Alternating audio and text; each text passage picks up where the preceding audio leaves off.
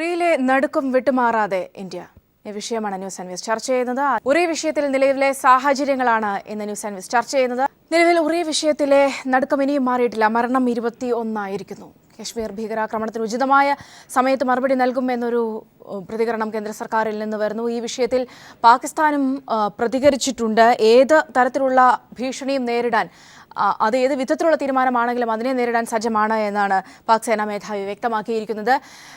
നിലവിലെ സാഹചര്യത്തിൽ എന്നാൽ കടുത്ത അതൃപ്തി ഈ വിഷയങ്ങളിൽ പല ഘട്ടങ്ങളിലും വെളിപ്പെടുത്താനുള്ള, പ്രത്യേകിച്ച് ഈ ഒരു വിഷയത്തിലെ പാകിസ്ഥാന്റെ ഇൻവോൾവ്മെന്റുമായി ബന്ധപ്പെട്ട തെളിവുകൾ ശേഖരിക്കുന്നത് അടക്കമുള്ള കാര്യങ്ങളിലേക്ക് കടന്നിരിക്കുകയാണ് ഇന്ത്യ എന്നടക്കമുള്ള കാര്യങ്ങളാണ് ഇന്നിപ്പോൾ പുറത്തു വന്നിരിക്കുന്ന വാർത്തകൾ. ഈ വിഷയമാണ് നമ്മൾ ചർച്ച ചെയ്യുന്നത്. നമ്മോടൊപ്പം തത്സമയം ചർച്ചയിൽ പങ്കുചേരാനായി ട്രിവാൻഡ്രം സ്റ്റുഡിയോയിൽ നിന്നും ശ്രീ അജിത് കുമാർ ചേരുന്നുണ്ട്. ഒപ്പം തന്നെ ശ്രീ എ റഹീം എന്നിവർ ട്രിവാൻഡ്രം സ്റ്റുഡിയോയിൽ ചേരുന്നുണ്ട്. ദില്ലിയിൽ നിന്നും ശ്രീ ഹസനുൽ ബന്ന ജോയിൻ ചെയ്യുന്നുണ്ട്. ടെലിഫോൺ ലൈനിൽ ശ്രീ ജോർജ് കുര്യൻ, ഒപ്പം തന്നെ ശ്രീ മേജർ രവി എന്നിവർ ടെലിഫോൺ ലൈനിൽ ചേരുന്നതാണ്.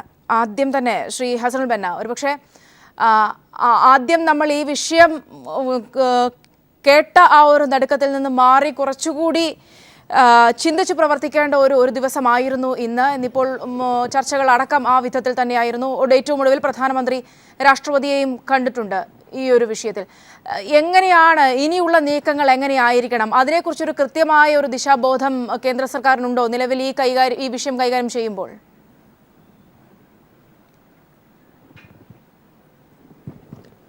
യഥാർത്ഥത്തിൽ ദീർഘവീക്ഷണത്തോടു കൂടിയുള്ള ഒരു തീരുമാനം അല്ലെങ്കിൽ ദീർഘകാലത്തേക്കുള്ള ഒരു നയം രൂപപ്പെടുത്തേണ്ട സമയം അതിക്രമിച്ചു എന്ന് തെളിയിക്കുന്ന ഏറ്റവും ഒടുവിലത്തെ സംഭവമാണ് ഇപ്പോൾ ഉറിയിൽ നിർഭാഗ്യവശാൽ നടന്നിരിക്കുന്നത്.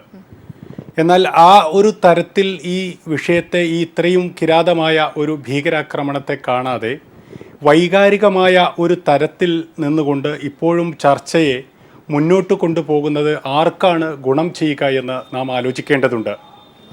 ഇപ്പോൾ ഇന്ന് വൈകിട്ട് പോലും ബഹുജൻ സമാജ്വാദി പാർട്ടിയുടെ മായാവതിയുടെ ഒരു വാർത്താക്കുറിപ്പ് പുറത്തിറങ്ങുകയുണ്ടായി. അതിൽ മായാവതി കൃത്യമായി പറയുകയുണ്ടായി, ഇത്രയും വർഷത്തെ സൈനികരുടെ മരണം, ജനങ്ങളുടെ മരണം, അതുപോലെ തന്നെ മറുഭാഗത്ത് പാകിസ്ഥാൻ നടത്തിക്കൊണ്ടിരിക്കുന്ന ഭീകരാക്രമണങ്ങൾ, ഇതെല്ലാം വർദ്ധിച്ചു കൊണ്ടിരിക്കുകയല്ലാതെ ഈ രക്തച്ചൊരിച്ചിലിന് അറുതിയുണ്ടാകുന്ന തരത്തിൽ ദീർഘവീക്ഷണത്തോടു കൂടിയുള്ള ഒരു സമീപനം എന്നാണ് മാറി മാറി ഭരിക്കുന്ന കേന്ദ്ര സർക്കാരുകളുടെ ഭാഗത്ത് നിന്ന് ഉണ്ടാവുകയെന്ന് മായാവതി ഏതാനും മണിക്കൂറുകൾക്ക് മുമ്പ് പുറത്തുവിട്ട ഒരു വാർത്താക്കുറിപ്പിൽ ചോദിക്കുകയുണ്ടായി. യഥാർത്ഥത്തിൽ ഈ ഒരു തലത്തിൽ നിന്നാണ് ഞാൻ ഈ വിഷയത്തെ നോക്കിക്കാണുന്നത്. തിരിച്ചടിയുണ്ടാകും, അല്ലെങ്കിൽ കനത്ത ആക്രമണം നാം തിരിച്ചു നൽകും എന്നൊക്കെ നമുക്ക് പറയാൻ കഴിയുമെങ്കിലും ഈ രക്തച്ചൊരിച്ചിലിന് അത് ഒരു അവസാനമാകുമോ എന്ന് പറയാൻ, അതുകൊണ്ട് ഈ രക്തച്ചൊരിച്ചിൽ അവസാനിപ്പിക്കാൻ കഴിയുമെന്ന് പറയാൻ പത്താൻകോട്ട് ഈ ആക്രമണത്തിന് ശേഷം ഈ ഒരു ആക്രമണം കൂടി നടന്ന പശ്ചാത്തലത്തിൽ കേന്ദ്ര സർക്കാരിന് കഴിയുമോ എന്നതാണ് ചോദ്യം. ഇത് കേന്ദ്ര സർക്കാരിൻ്റെ മാത്രം വിഷയമല്ല, രാജ്യത്തിൻ്റെ മൊത്തം പ്രശ്നം എന്ന നിലയിൽ ഈ വിഷയത്തെ നാം കാണുമ്പോൾ രാജ്യത്തെ ഓരോ പൗരനെയും ഇക്കാര്യത്തിൽ വിശ്വാസത്തിലെടുക്കേണ്ടതുണ്ട്. എല്ലാവർക്കുമുള്ള അഭിപ്രായങ്ങൾ സമന്വയിപ്പിച്ചുകൊണ്ടുള്ള സുചിന്തിതമായ ഒരു നടപടിയാണ് യഥാർത്ഥത്തിൽ കേന്ദ്ര സർക്കാരിൽ നിന്നുണ്ടാകേണ്ടത്. വൈകാരികമായ വിക്ഷോഭങ്ങൾ കൊണ്ട് ഈ പ്രശ്നം പരിഹരിക്കപ്പെടുകയില്ലെന്ന് മാത്രമല്ല, രക്തച്ചൊരിച്ചിൽ വർദ്ധിക്കുക മാത്രമേ ഉണ്ടാവുകയുള്ളൂ. ഈ ഒരു സന്ദർഭത്തിൽ ഇത്തരത്തിലുള്ള ഒരു സമീപനം കേന്ദ്രത്തിൻ്റെ ഭാഗത്തു നിന്നുണ്ടാകുമോ എന്നാണ് വരും ദിവസങ്ങളിൽ നാം കാത്തിരുന്ന് കാണേണ്ടത് എന്നാണ് എനിക്ക് തോന്നുന്നത്. ഞാൻ താങ്കളിലേക്ക് തിരികെ വരാം. ശ്രീ മേജർ രവി നമ്മോടൊപ്പം ടെലിഫോൺ ലൈൻ ചേരുന്നുണ്ട്. ശ്രീ മേജർ രവി, ഇവിടെ സൂചിപ്പിച്ചതുപോലെ തന്നെ ഇന്നിപ്പോഴും ഈ കാര്യങ്ങളെ വൈകാരികമായി കാണാൻ തന്നെയുള്ള ഒരു ശ്രമമാണ് ദേശീയ തലത്തിൽ നടക്കുന്നത്. പ്രത്യേകിച്ച് വലിയ തിരിച്ചടി നൽകുമെന്ന് പറയുന്നത് അടക്കമുള്ള കാര്യങ്ങൾ, അതോടൊപ്പം തന്നെ പാകിസ്ഥാന്റെ ഭാഗത്തു നിന്നും ആ തരത്തിൽ തന്നെ പ്രകോപനപരമായ ഒരു മറുപടിയും വന്നിട്ടുണ്ട്. ഏത് വിധത്തിലുള്ള ആക്രമണങ്ങളും അല്ലെങ്കിൽ അതിപ്പോൾ എങ്ങനെയും ആകട്ടെ അതിനെ നേരിടാൻ പാക് സേന സജ്ജമാണെന്ന് സേനാ മേധാവി പറഞ്ഞിരിക്കുന്നു. ഇപ്പോഴും നമുക്ക് പല ആവർത്തി, നേരത്തെ ഇവിടെ സൂചിപ്പിച്ചതുപോലെ തന്നെ പത്താൻകോട്ട് വിഷയമായാലും പല ആവർത്തി ഇത്തരം സംഭവങ്ങൾ ഉണ്ടാകുമ്പോഴും ഈ വിഷയം കൈകാര്യം ചെയ്യുന്നതിലെ ഒരു വലിയ പിഴവ്, അതല്ലേ നമ്മളുടെ ഈ 21 സൈനികരുടെ ജീവൻ പോലും ഗുരുതി കൊടുക്കുന്ന ഒരു അവസ്ഥയിലേക്ക് കാര്യങ്ങൾ എത്തിയത്? ശ്രീ മേജർ രവി, താങ്കളിലേക്ക് വരാം. അദ്ദേഹത്തിന് ടെലിഫോൺ ലൈൻ ക്ലിയർ അല്ല എന്ന് തോന്നുന്നു. ശ്രീ എ റഹീം, ഇവിടെ സൂചിപ്പിച്ചതുപോലെ തന്നെ ഇതൊരു ആദ്യത്തെ സംഭവമല്ല, അല്ലെങ്കിൽ ഒന്നോ രണ്ടോ സംഭവമല്ല. തുടർച്ചയായി ഇത്തരത്തിൽ സംഭവങ്ങൾ ഉണ്ടാകുന്നു. പ്രത്യേകിച്ച് അതിർത്തി വിഷയങ്ങളിൽ സമീപകാലത്ത് ഇന്ത്യ എടുക്കുന്ന നിലപാടുകളൊക്കെ തന്നെയും പലപ്പോഴും ഇങ്ങനെയുള്ള ഘട്ടങ്ങളിൽ വിമർശിക്കപ്പെടുന്ന ഒരു അവസ്ഥ കൂടിയാണ് ഇപ്പോൾ നിലനിൽക്കുന്നത്. അതിൻ്റെ ഒരു പ്രതിഫലനം തന്നെയാണ് ഇപ്പോൾ ഈ കാണുന്ന ഏതു വിധത്തിലും തിരിച്ചടിക്കുമെന്നുള്ള കാര്യങ്ങളിൽ ഒരുപക്ഷെ പാകിസ്ഥാനെ ഒറ്റപ്പെടുത്തുക എന്ന തലത്തിലേക്ക് നിലപാടെടുക്കുക. അതിനപ്പുറത്തേക്ക് ഈ ആ വിഷയത്തിൻ്റെ കോറിലേക്ക് ഇറങ്ങി ചെന്നുകൊണ്ട് ഒരു നടപടി എടുക്കാൻ അത് മനഃപൂർവ്വമായ ഒരു അവഗണനയായി തന്നെ വേണ്ടി കരുതാൻ. ഇത് വളരെ സങ്കീർണമായൊരു പ്രശ്നമാണ്. ഇവിടെ ഉന്നയിക്കപ്പെടുന്ന രണ്ട് കാര്യങ്ങളാണ്. ഒന്ന്, ഡിപ്ലോമാറ്റിക് ആയിട്ട് എന്ത് എററാണ് സംഭവിച്ചുകൊണ്ടിരിക്കുന്നത്. ഈ പാകിസ്ഥാൻ ഇഷ്യൂവിനെ എങ്ങനെയാണ് നമുക്ക്, പാകിസ്ഥാനുമായിട്ടുള്ള ബന്ധത്തെ എങ്ങനെയാണ് നമുക്ക് കൈകാര്യം ചെയ്യാൻ പറ്റുക. അതൊരു ശത്രുരാജ്യമാണ്, നമ്മൾ അംഗീകരിക്കപ്പെട്ട ശത്രുരാജ്യമാണ്, നമ്മുടെ അയൽരാജ്യമാണ്. അതുകൊണ്ട് തന്നെ നിർണായകവുമാണ്. അതുകൊണ്ട് ഒന്ന് ആ ഡിപ്ലോമാറ്റിക് ആയിട്ടുള്ള കാര്യം. രണ്ടാമത് വളരെ പ്രധാനപ്പെട്ട ഒരു കാര്യം, സർക്കാർ കൂടുതൽ ആൻസറബിളായി മാറുന്നൊരു പ്രധാനപ്പെട്ട കാര്യം ഇന്ത്യയുടെ സുരക്ഷിതത്വമാണ്, ആഭ്യന്തര സുരക്ഷിതത്വമാണ്. പത്താൻകോട്ടാകട്ടെ ഉറിയാകട്ടെ ഇന്ത്യയിലെ തന്ത്രപ്രധാനമായ സൈനിക കേന്ദ്രങ്ങളാണ്. ആ സൈനിക കേന്ദ്രങ്ങൾ ആക്രമിക്കപ്പെടുന്നു. പത്താൻകോട്ടിലുണ്ടായി, ഒരു ചെറിയ ഇടവേളയ്ക്ക് ശേഷം ഉറിയിലുണ്ടാകുന്നു, അത് ആവർത്തിക്കുന്നു. അതുപോലെ രണ്ടിൻ്റെയും ഓപ്പറേഷൻ മോഡ് ഒരുപോലെയാണെന്ന് നമുക്ക് മാധ്യമങ്ങളിലൂടെ മനസ്സിലാകും. എങ്ങനെ ഈ തന്ത്രപ്രധാനമായ മേഖലകൾ ആക്രമിക്കപ്പെടുന്നു? ഇവിടെയാണ് BJP സർക്കാർ രാഷ്ട്രീയമായും ജനങ്ങളുടെ മുമ്പിൽ ഉത്തരം പറയാൻ നിർബന്ധിതമാകുന്നത്. അതിൽ സർക്കാർ പരാജയപ്പെടുന്നു എന്നുള്ളത് കണ്ണടച്ച് നമുക്ക് ഏതൊരാൾക്കും പറയാൻ പറ്റുന്ന ഒരു കാര്യമാണ്. അത് സർക്കാർ ആൻസറബിളാണ്, പരാജയപ്പെടുന്നു. രണ്ടാമത്, പാകിസ്ഥാനുമായുള്ള ബന്ധം കാശ്മീർ പ്രശ്നവുമായി ബന്ധപ്പെട്ട കാര്യങ്ങളാണ്. കാശ്മീർ നമുക്കറിയാം, അവർ വളരെ വൈകാരികമായി അവിടുത്തെ ജനത ഇത് കാര്യങ്ങൾ കാണുന്നു. നമ്മൾ ഭീകരവാദികൾ, നമ്മൾ തീവ്രവാദികൾ എന്ന് വിളിക്കുന്നവർ അവർ രക്തസാക്ഷികളായി കാണുന്നു. ഇതൊരു വലിയ പ്രശ്നമാണ്. ഇന്ത്യയുടെ ഭാഗമായി നമ്മളിവരെ നിലനിർത്തുമ്പോൾ എങ്ങനെയാണ് അവരെ ടാക്കിൾ ചെയ്യേണ്ടത്? ആയുധങ്ങൾ കൊണ്ട് മാത്രം മതിയോ? അവിടെ കാശ്മീരിനെ അഡ്രസ്സ് ചെയ്യുന്നതിൽ എങ്ങനെയാണ് നമുക്ക് അവിടുത്തെ തീവ്രവാദത്തെ അഡ്രസ്സ് ചെയ്യുന്നതിന് വേണ്ടി സാധിക്കുന്നത്? ഇതൊരു പ്രധാനപ്പെട്ട ക്വസ്റ്റനാണ്. ഭാരതീയ ജനതാ പാർട്ടി വന്നതിന് ശേഷം, നരേന്ദ്രമോദി അധികാരത്തിൽ വന്നതിന് ശേഷം അവിടെ എടുക്കുന്ന സമീപനങ്ങളും പാകിസ്ഥാനുമായി ബന്ധം മെച്ചപ്പെടുന്നതിന് വേണ്ടി നരേന്ദ്രമോദി എടുത്ത ഒരുപാട് ശ്രമങ്ങളും, അതിനെല്ലാം പല ഘട്ടങ്ങളിലും അദ്ദേഹത്തിൻ്റെ വിസിറ്റിനെയെല്ലാം അത് ഗുണകരമാകുമെങ്കിൽ തന്നെ പോസിറ്റീവായി കണ്ട പാർട്ടിയാണ് ഞങ്ങളെല്ലാം. പക്ഷേ അതൊന്നും ഫലപ്രാപ്തിയിലെത്തുന്നില്ല. അതിൻ്റെ അർത്ഥം ഇതുവരെ നടക്കുന്ന വ്യായാമങ്ങളെല്ലാം വൃഥാ വ്യായാമങ്ങളാകുന്നു, ഉപരിപ്ലവമായ പ്രവർത്തനങ്ങൾ മാത്രമാകുന്നു, പ്രശ്നം അറിഞ്ഞുകൊണ്ട് ട്രീറ്റ് ചെയ്യുന്നില്ല എന്നാണ് അനുഭവങ്ങൾ നമ്മൾ മനസ്സിലാക്കുന്നത്. പിന്നെ പ്രശ്നം സങ്കീർണമാണ്. പാകിസ്ഥാൻ്റെ സഹായത്തോടു കൂടിയാണ് ഈ തീവ്രവാദികൾ ആക്രമണം നടത്തുന്നത്, അതിനകത്ത് യാതൊരു സംശയവും വേണ്ട. അപ്പോൾ പാകിസ്ഥാൻ ഈ ആക്രമിക്കുമ്പോൾ ഇന്നിപ്പോൾ എടുക്കുന്നൊരു കാര്യം വളരെ ശരിയാണ്. പാകിസ്ഥാനെ അന്താരാഷ്ട്ര വേദികളിൽ കൂടുതൽ ഒറ്റപ്പെടുത്തുവാൻ, കൂടുതൽ സമ്മർദ്ദത്തിലാഴ്ത്തുവാൻ അതുകൊണ്ട് മാത്രം മതിയോ? പാകിസ്ഥാൻ എങ്ങനെയാണ് കാശ്മീരിലെ ജനങ്ങളെ വാടകയ്ക്കെടുക്കാനാകുന്നത്? ആ റൂട്ട് നമുക്കിങ്ങനെ കട്ട് ചെയ്യാനാകും. അത് ഒറ്റയടിക്കൊന്നും സാധിക്കുന്ന കാര്യമല്ല. ശ്രീ മേജർ രവി നമ്മോടൊപ്പം ടെലിഫോൺ ലൈൻ ചെയ്യുന്നു. ശ്രീ മേജർ രവി, ഇവിടെ സൂചിപ്പിച്ചതുപോലെ തന്നെ ഇതൊരു സെൻസിറ്റീവ് വിഷയമാണ്. അത് നമ്മളൊരു വാക്ക് പോലും എനിക്ക് തോന്നുന്നു അത് വലിയൊരു ഭാവിയിൽ ഒരു വലിയ പ്രത്യാഘാതമൊക്കെ ഉണ്ടാക്കാവുന്ന തരത്തിൽ സെൻസിറ്റീവായ ഒരു വിഷയമാണ്. ഇന്നോ ഇന്നലെ തുടങ്ങിയതല്ല, അതുകൊണ്ട് തന്നെ നമുക്കുടൻ പരിഹാരം കാണാനുമാകില്ല. പക്ഷേ നമുക്കിവിടെ ബലി കൊടുക്കേണ്ടി വരുന്നത് നമ്മുടെ വിലപ്പെട്ട സൈനികരുടെ വിലപ്പെട്ട ജീവിതങ്ങളാണ്. അതുകൊണ്ട് തന്നെ ക്രിയാത്മകമായ വളരെ പെട്ടെന്നുള്ള ഒരു ഇടപെടൽ ഈ വിഷയത്തിൽ എന്താണ് ചെയ്യാൻ കഴിയുന്നത്? ശ്രീ മേജർ രവി. ആദ്യമായിട്ട് ഈ ഉറി എന്ന് പറഞ്ഞിട്ട് ഇപ്പം വളരെ സെക്യൂരിറ്റി ലാബ്സ് ഈ കാര്യങ്ങളൊക്കെ വന്ന സമയത്ത് ഈ ഉറിയെ കുറിച്ച് ഇവിടുത്തെ എത്ര പേർക്ക് അതിന്റെ ഒരു കോൺഫിഗറേഷൻ അറിയാൻ പറ്റും എന്നുള്ള അതിനൊരു ചെറിയൊരു വിശകലനം നടത്തിയിട്ട് നമുക്ക് ഇതിന്റെ മുന്നോട്ട് പോവാം. ഉറി എന്ന് പറയുന്നത് ആക്ച്വലി പറഞ്ഞു കഴിഞ്ഞാൽ LC ലൈൻ ഓഫ് കൺട്രോളിന്റെ ഒരു വരങ്ങനെ അതിലേക്ക് പോകുന്നുണ്ട്, എവിടെയും മാർക്ക് ചെയ്തിട്ടുണ്ട്. പക്ഷെ ഈ ഉറി എന്ന് പറയുന്നത് മാത്രം 19 കിലോമീറ്ററോളം LCക്ക് ഉള്ളിലാണ്. പാകിസ്ഥാൻ ഒക്യുപ്പൈഡ് കാശ്മീരിനകത്തൂടെ വളഞ്ഞു പോയിട്ടുള്ള ഒരു സ്ഥലമാണ്. അപ്പൊ എല്ലാ സൈഡിൽ നിന്നും പാകിസ്ഥാനോ ഒഴിഞ്ഞു കയറാൻ പറ്റുന്ന കുന്നും മലയും കാടും നിറഞ്ഞിരിക്കുന്ന ഒരു ജിയോഗ്രഫിക്കൽ ഏരിയയാണത്. പക്ഷെ അവിടെ സെക്യൂരിറ്റി ലാബ്സ് എന്ന് പറഞ്ഞിട്ട് പലരും പറയുന്നുണ്ട്. പക്ഷെ സെക്യൂരിറ്റി ലാബ്സ് എന്നുള്ളത് പറയാൻ വളരെ എളുപ്പമാണ്. അവിടെയാണ് നമ്മുടെ ഏറ്റവും വലിയ thermal plant, under water thermal plant നടക്കുന്ന അത്രയും വലിയ സെക്യൂരിറ്റി, ഇത്രയും കാശ്മീരിന് മുഴുവൻ കറണ്ട് കൊടുക്കുന്ന ഒരു സ്ഥലം ഈ ഉറിയിലാണുള്ളത്. അതിനെ ഇത്രയധികം പ്രൊട്ടക്ട് ചെയ്ത് ഇതുവരെ ഒരു മിലിറ്റൻസിനും ആ സൈഡിലോട്ട് കയറി ചെല്ലാൻ പറ്റില്ല. അപ്പൊ സെക്യൂരിറ്റിയെ കുറിച്ച് നമ്മൾ പറയണ്ട, ബിക്കോസ് വേണ്ട സ്ഥലത്തെല്ലാം നമ്മൾ കൃത്യമായിട്ട് കൊടുത്തിട്ടുണ്ട്. ഇന്ന് ഇവിടെ നടന്നിരിക്കുന്ന ഈ അറ്റാക്ക് എന്ന് പറയുന്നത് ഈ പറഞ്ഞ പോലെ തന്നെ കാട്ടിനുള്ളിലൂടെ വന്നുകൊണ്ട് ഒരു മലയുടെ മുകളിൽ നിന്നുകൊണ്ട് ഒരു 30 മീറ്റർ ദൂരത്തോട്ട് പെട്രോൾ പമ്പിലോട്ട് ഗ്രനേഡ് 3 എറിഞ്ഞു കഴിഞ്ഞാൽ ആ പെട്രോൾ പമ്പ് മുഴുവൻ മൾട്ടിപ്പിൾ ഒരു ന്യൂക്ലിയർ റിയാക്ഷൻ പോലെ അതങ്ങ് റിയാക്ട് ചെയ്ത് 150 മീറ്റേഴ്സ് മുഴുവൻ കത്തിച്ചു കളഞ്ഞു. ഇതാണ്. അപ്പൊ സെക്യൂരിറ്റി സൈഡോടെ മാറ്റിവെക്കാം. ഇന്നിപ്പം കാശ്മീരിനെ കുറിച്ച് പറയുമ്പോൾ നമ്മൾ യുദ്ധം ചെയ്യണം, നമ്മൾ തിരിച്ചടിക്കണം, ഇതിന്റെ ഒരു ആവേശം നമ്മുടെ നാട്ടുകാർക്ക് എല്ലാവർക്കും ഏതൊരു ഇന്ത്യയെ സ്നേഹിക്കുന്നവന്റെയും മനസ്സിനകത്തുള്ള വികാരമാണെന്ന് നമ്മളിപ്പോൾ ഓരോരുത്തരും പറയുന്നത്. ഇവിടെ ഏറ്റവും അധികം സന്തോഷകരമായിട്ടുള്ള ഒരു കാര്യം എന്ന് പറഞ്ഞാൽ പാർട്ടിയും ജാതിമത ഭേദവും ഇല്ലാതെ എല്ലാവരും ഇന്ന് ഒന്നടക്കം പറയാണ് പാകിസ്ഥാന് തിരിച്ച് മറുപടി കൊടുക്കണമെന്നുള്ളത്. പക്ഷേ ഇപ്പൊ നേരത്തെ എന്റെ മുന്നേ സ്പീക്കർ, ഞാനിപ്പോ ഈ ഫോണിലായതുകൊണ്ട് എനിക്ക് ആരും കാണാൻ പറ്റുന്നില്ല, സ്പീക്കർ പറഞ്ഞ പോലെ ഇത് ഇത്രയും പെട്ടെന്ന് നടക്കുന്ന ഒരു പ്രക്രിയയല്ല അത്. കാരണം കാശ്മീരിലെ ജനങ്ങളെ ഓൾറെഡി ഈ പാകിസ്ഥാൻ ഓക്യുപ്പൈഡ് കാശ്മീർ എന്ന് പറയുന്ന ആ സ്ഥലം ആക്ച്വലി നമ്മുടെ കാശ്മീരിലെ സ്ഥലം തന്നെയാണത്. ഇത് 48 തന്നെ തിരിച്ചു പിടിച്ചിരുന്നെങ്കിൽ അന്ന് ജനറൽ കരിയപ്പേനി മരിച്ചുപോയിട്ടുള്ള ഫീൽഡ് മാസ്റ്റർ കരിയപ്പേനെ അന്ന് സ്റ്റോപ്പ് ചെയ്തില്ലായിരുന്നെങ്കിൽ, ഇത് അന്ന് പിടിച്ചെടുത്തിട്ടുണ്ടായിരുന്നെങ്കിൽ ഇത്രയും വലിയ പ്രശ്നങ്ങൾ 68-70 വർഷമായിട്ട് ഇത് മുന്നോട്ട് പോയില്ലായിരുന്നു. ഇത് പോയിട്ട് അവിടെ എന്താണ് സംഭവിച്ചിരിക്കുന്നത്? അവിടുത്തെ ലോക്കൽ ഗവൺമെന്റുകൾ, ഭരിച്ചിരുന്ന പല ഗവൺമെന്റുകളും പണം, ഞാൻ അവിടെ ഞാൻ പലപ്പോഴും സർവീസ് ചെയ്തിട്ടുള്ളതാണ്, പലപ്പോഴും ഞാൻ ഷൂട്ടിങ്ങിന് പോയിട്ടുള്ളതാണ്. 3-4 മാസം അത്രയും സിവിലിയൻസുമായിട്ട് ഇടപഴകുന്ന സമയത്ത് കേൾക്കാൻ പറ്റുന്ന എന്താണെന്ന് പറഞ്ഞു കഴിഞ്ഞാൽ, ഇത്രയും വർഷങ്ങളായിട്ട് ഭരിച്ചിരുന്ന ഗവൺമെന്റ് മുഴുവൻ സെൻട്രൽ ഗവൺമെന്റ് സബ്സിഡിയും പൈസയും എല്ലാം അവർക്ക് അയച്ചു കൊടുക്കുന്ന സമയത്ത് ഇത് അവിടെ ഇലക്റ്റഡ് ആയിട്ടുള്ള ഗവൺമെന്റ്, ആ ഗവൺമെന്റ് ഓഫീസിലിരിക്കുന്നവർക്ക് പോലും ശമ്പളം കൊടുക്കാതെ ഭരിക്കുന്നവന്മാർ ഇതെല്ലാം ഈ പൈസയെല്ലാം കട്ടടിച്ചു എന്നുള്ളതാണ് ലോക്കലിന്റെ ധാരണ. കാരണം റോഡ് ഡെവലപ്മെന്റ് ഇല്ല.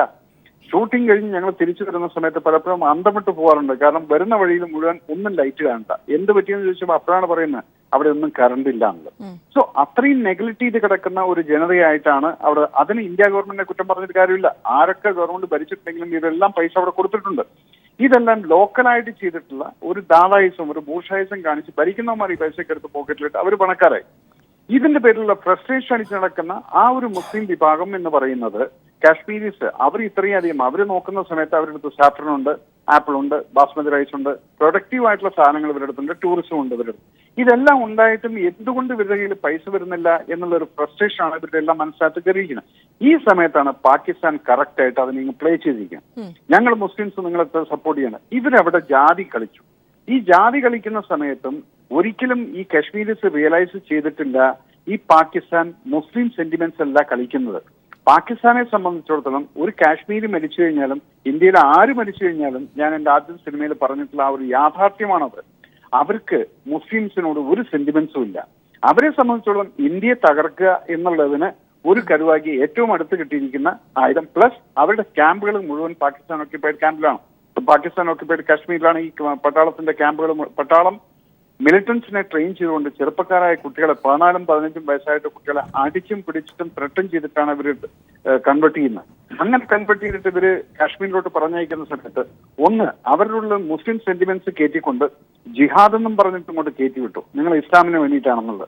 പക്ഷേ ഇവിടെ അവർ ആക്ച്വലി ഇസ്ലാമിനെ എല്ലാം പ്രൊട്ടക്ട് ചെയ്യുന്നത്. അവിടെ കൊല്ലുന്നതും ഇസ്ലാമായിട്ടുള്ള ആളുകളെയാണ് അവർ കൊല്ലുന്നത്. ഈ സമയത്ത് അവരെ സംബന്ധിച്ചിടത്തോളം അവർ കൊല്ലുന്ന ഇന്ത്യക്കാരെയാണ്. നേരെ മറിച്ച് കാശ്മീരീസിന്റെ സെന്റിമെന്റ്സ് എന്ന് പറയുന്നത് എന്താണെന്ന് വെച്ചാൽ നമ്മളെ സപ്പോർട്ട് ചെയ്യാൻ വേണ്ടി പാകിസ്ഥാൻ എന്നുള്ള മുസ്ലിം രാഷ്ട്രം നമ്മുടെ കൂടെ ഉണ്ടെന്നുള്ളതിന് പോലാണ്.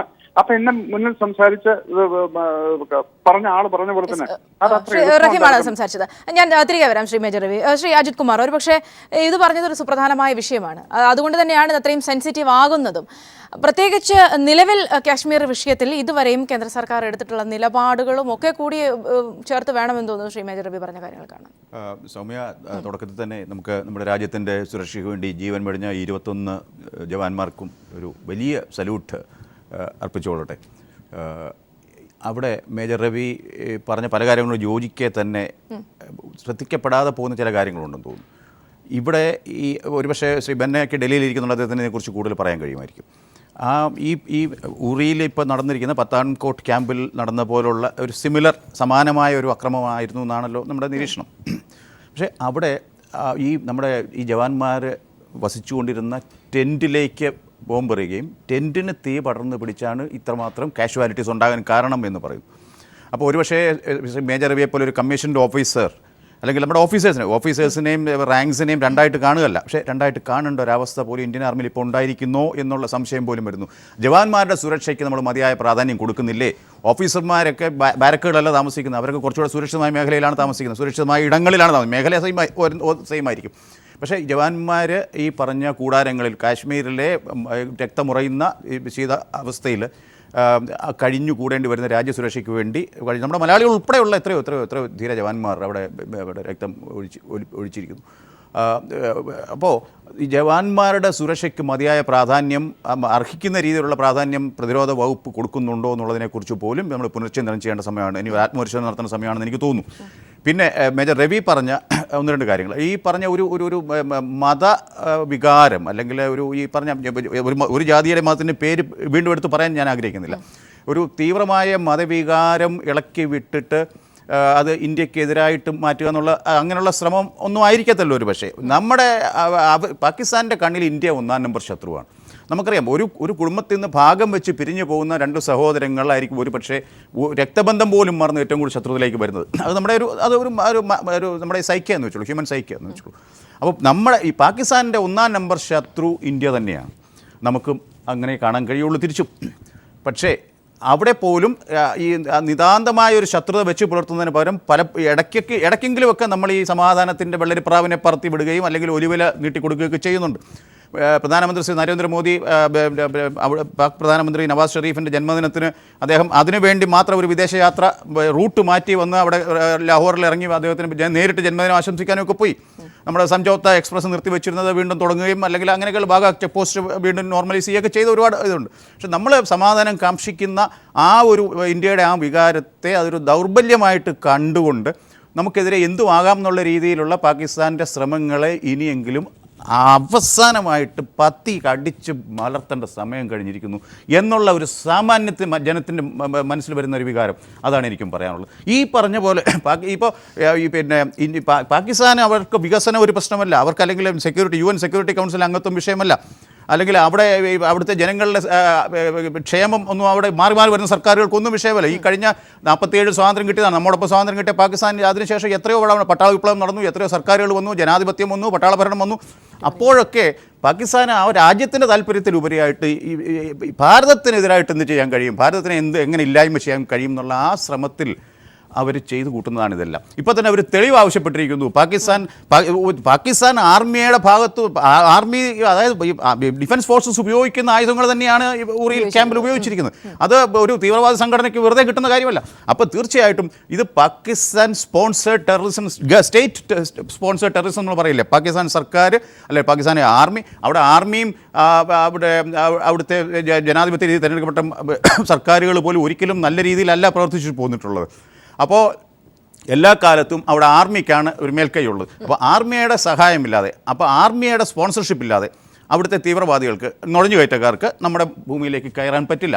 അപ്പോൾ അതിന് വീണ്ടും തെളിവ് കൊടുക്കണം എന്നൊക്കെ പറയുന്ന ആ അതൊരു വലിയ നമ്മളെ വെറും അപഹസിക്കുന്ന രീതിയിലുള്ള ഒരു വാദമാണ് പാകിസ്ഥാൻ ഉന്നയിക്കുന്നത്. അതിപ്പോൾ UN പോയിട്ട് ഒരു കാര്യമില്ല. മേജർ രവി ചൂണ്ടിക്കാണിച്ച പോലെ 46 അന്നത്തെ ജനറൽ കരിയപ്പ, പിന്നീട് ഫീൽഡ് മാർഷലായിട്ട് KM കരിയപ്പ അന്ന് അത് പ്രൊസീഡ് ചെയ്ത് പോയിരുന്നെങ്കിൽ ഇപ്പോൾ പാക് അധീന കാശ്മീർ എന്ന് പറഞ്ഞ POK എന്ന് പറഞ്ഞ ആ ഒരു പ്രദേശം പോലും നമ്മുടേതായിരിക്കേണ്ടതായിരുന്നു. നമ്മുടെ ഭൂപടത്തിലെ നമ്മുടെ ഏറ്റവും ക്രൗണായിട്ടിരിക്കുന്ന ആ സ്ഥലം, നമ്മുടെ കിരീടം പോലെ ഇരിക്കുന്ന സ്ഥലം, അതിപ്പോൾ അതിർത്തി അവിടെ ഈ പറഞ്ഞ പോലെ എവിടെയോ ഒരു അദൃശ്യ രേഖയുണ്ടല്ലോ. അപ്പോൾ ആ രേഖയോട് ചേർന്നാണ് ഇത് മുഴുവൻ നടക്കുന്നത്. അവിടെ കാർഗിൽ നമ്മൾ കണ്ടു, 98-99 ആ ഇൻഫിൽട്രേഷൻ കണ്ടു, അത് നമ്മൾ നന്നായിട്ട് ചേർത്തു. പക്ഷേ അവിടെ കൊണ്ട് നമ്മൾ നിർത്തി. 71 ബംഗ്ലാദേശിൻ്റെ വിമോചന സമരത്തിൽ നമ്മൾ ജയിച്ച് നിൽക്കുമ്പോൾ നമ്മളാണ് സീസ് ഫയർ പ്രഖ്യാപിക്കുന്നത്, വെടിനിർത്തൽ പ്രഖ്യാപിക്കുന്നത്. അത്രയൊക്കെ മാന്യത കാണിച്ചിട്ടുള്ള സംസ്കാരമാണ് ഇന്ത്യയുടെ. അപ്പോൾ ആ ഒരു വികാരം ഒരിക്കലും പാകിസ്ഥാനെ നയിച്ചിട്ടില്ല. ഇന്ത്യക്ക് എവിടേക്ക് അടി തരാൻ പറ്റുമോ ആ രീതിയിലുള്ള ശ്രമം നടത്തിക്കൊണ്ടിരിക്കുന്നത്. ഇനിയെങ്കിലും അവർ അത് ചെറുക്കേണ്ട സമയമായിരിക്കുന്നു. 1.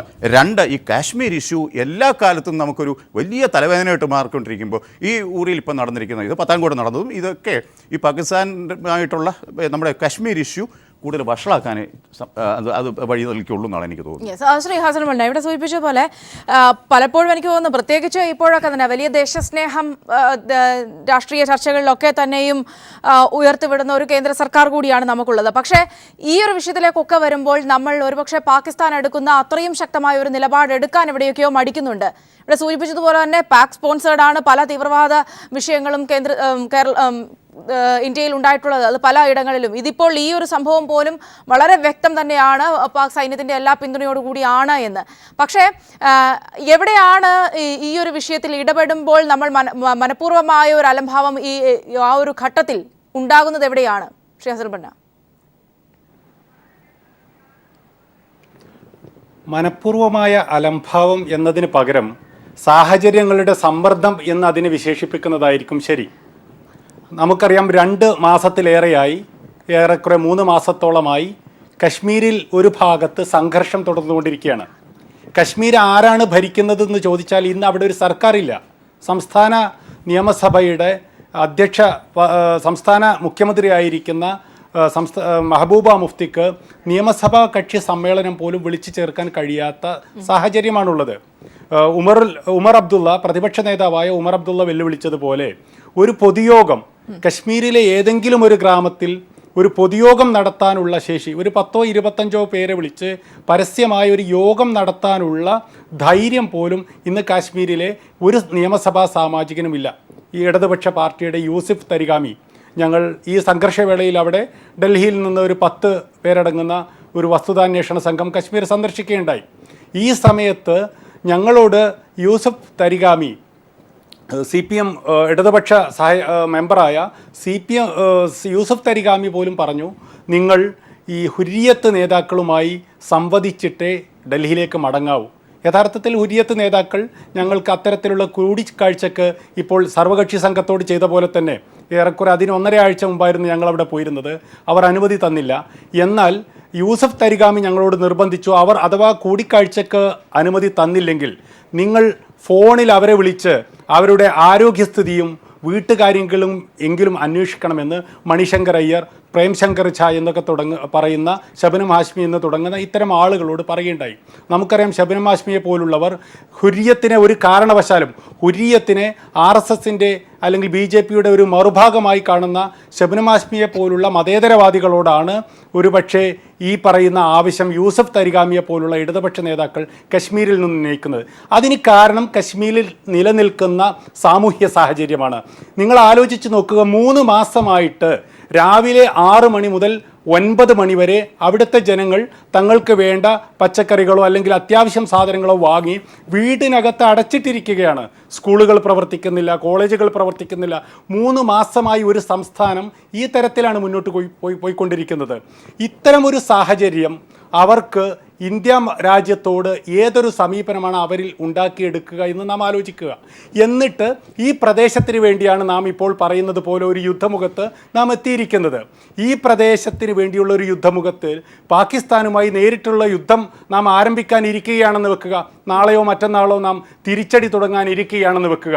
അപ്പോൾ ആരുടെ സഹായമാണ് നമുക്ക് ഏറ്റവും കൂടുതൽ ആവശ്യമായിട്ടുള്ളത്? ഈ പറയുന്ന പ്രദേശത്തുള്ള ജനങ്ങളുടെ സഹായമല്ലേ ആവശ്യമുള്ളത്? അവരുടെ പിന്തുണ ഇപ്പോൾ നമുക്കുണ്ടോ? അവരിൽ ഭൂരിഭാഗവും എന്താണ് പറയുന്നത്? അവിടുത്തെ ജമ്മു കാശ്മീർ സർവകലാശാലയിൽ ഞങ്ങൾ പോയി. ജമ്മു കാശ്മീർ സർവകലാശാലയിൽ ഒരു കുട്ടി പോലുമില്ല. ആ ക്യാമ്പസ് 3 മാസമായിട്ട് ഇതേ അവസ്ഥയിലാണ്. അപ്പോൾ അവിടെയുള്ള 10-40ഓളം അധ്യാപക സംഘടനയുടെ പ്രതിനിധികൾ ഡൽഹിയിൽ നിന്ന് എത്തിവരുന്ന നിലക്ക് ഞങ്ങളോടൊരു കൂടിക്കാഴ്ചക്ക് അനുവാദം ചോദിച്ചപ്പോൾ 4 മണിക്കൂർ ചർച്ച ചെയ്തിട്ടാണ് ഡൽഹിയിൽ നിന്ന് വന്ന ഒരു സംഘത്തോട് ഞങ്ങൾ കൂടിക്കാഴ്ച നടത്തേണ്ടതുണ്ടോ എന്ന് ജമ്മു കാശ്മീർ സർവകലാശാലയിലെ മുഴുവൻ അധ്യാപകരും തീരുമാനിച്ചത്.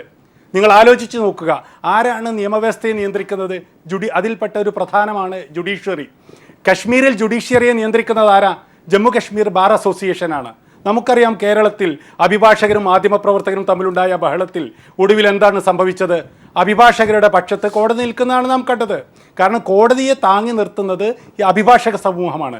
ഈ അഭിഭാഷക സമൂഹത്തെ നിയന്ത്രിക്കുന്ന ജമ്മു കാശ്മീർ ബാർ അസോസിയേഷനിലേക്ക് ഇതുപോലെ കശ്മീർ ഹൈക്കോടതിയിലേക്ക് ഞങ്ങൾ ശ്രീനഗറിലെ ഹൈക്കോടതി വളപ്പിലേക്ക് കടന്നപ്പോൾ ഇതേ സാഹചര്യമാണുള്ളത്. ഒരു അഭിഭാഷകൻ പോലും ഈ 3 മാസമായിട്ട് കേസ് വാദിക്കുന്നില്ല.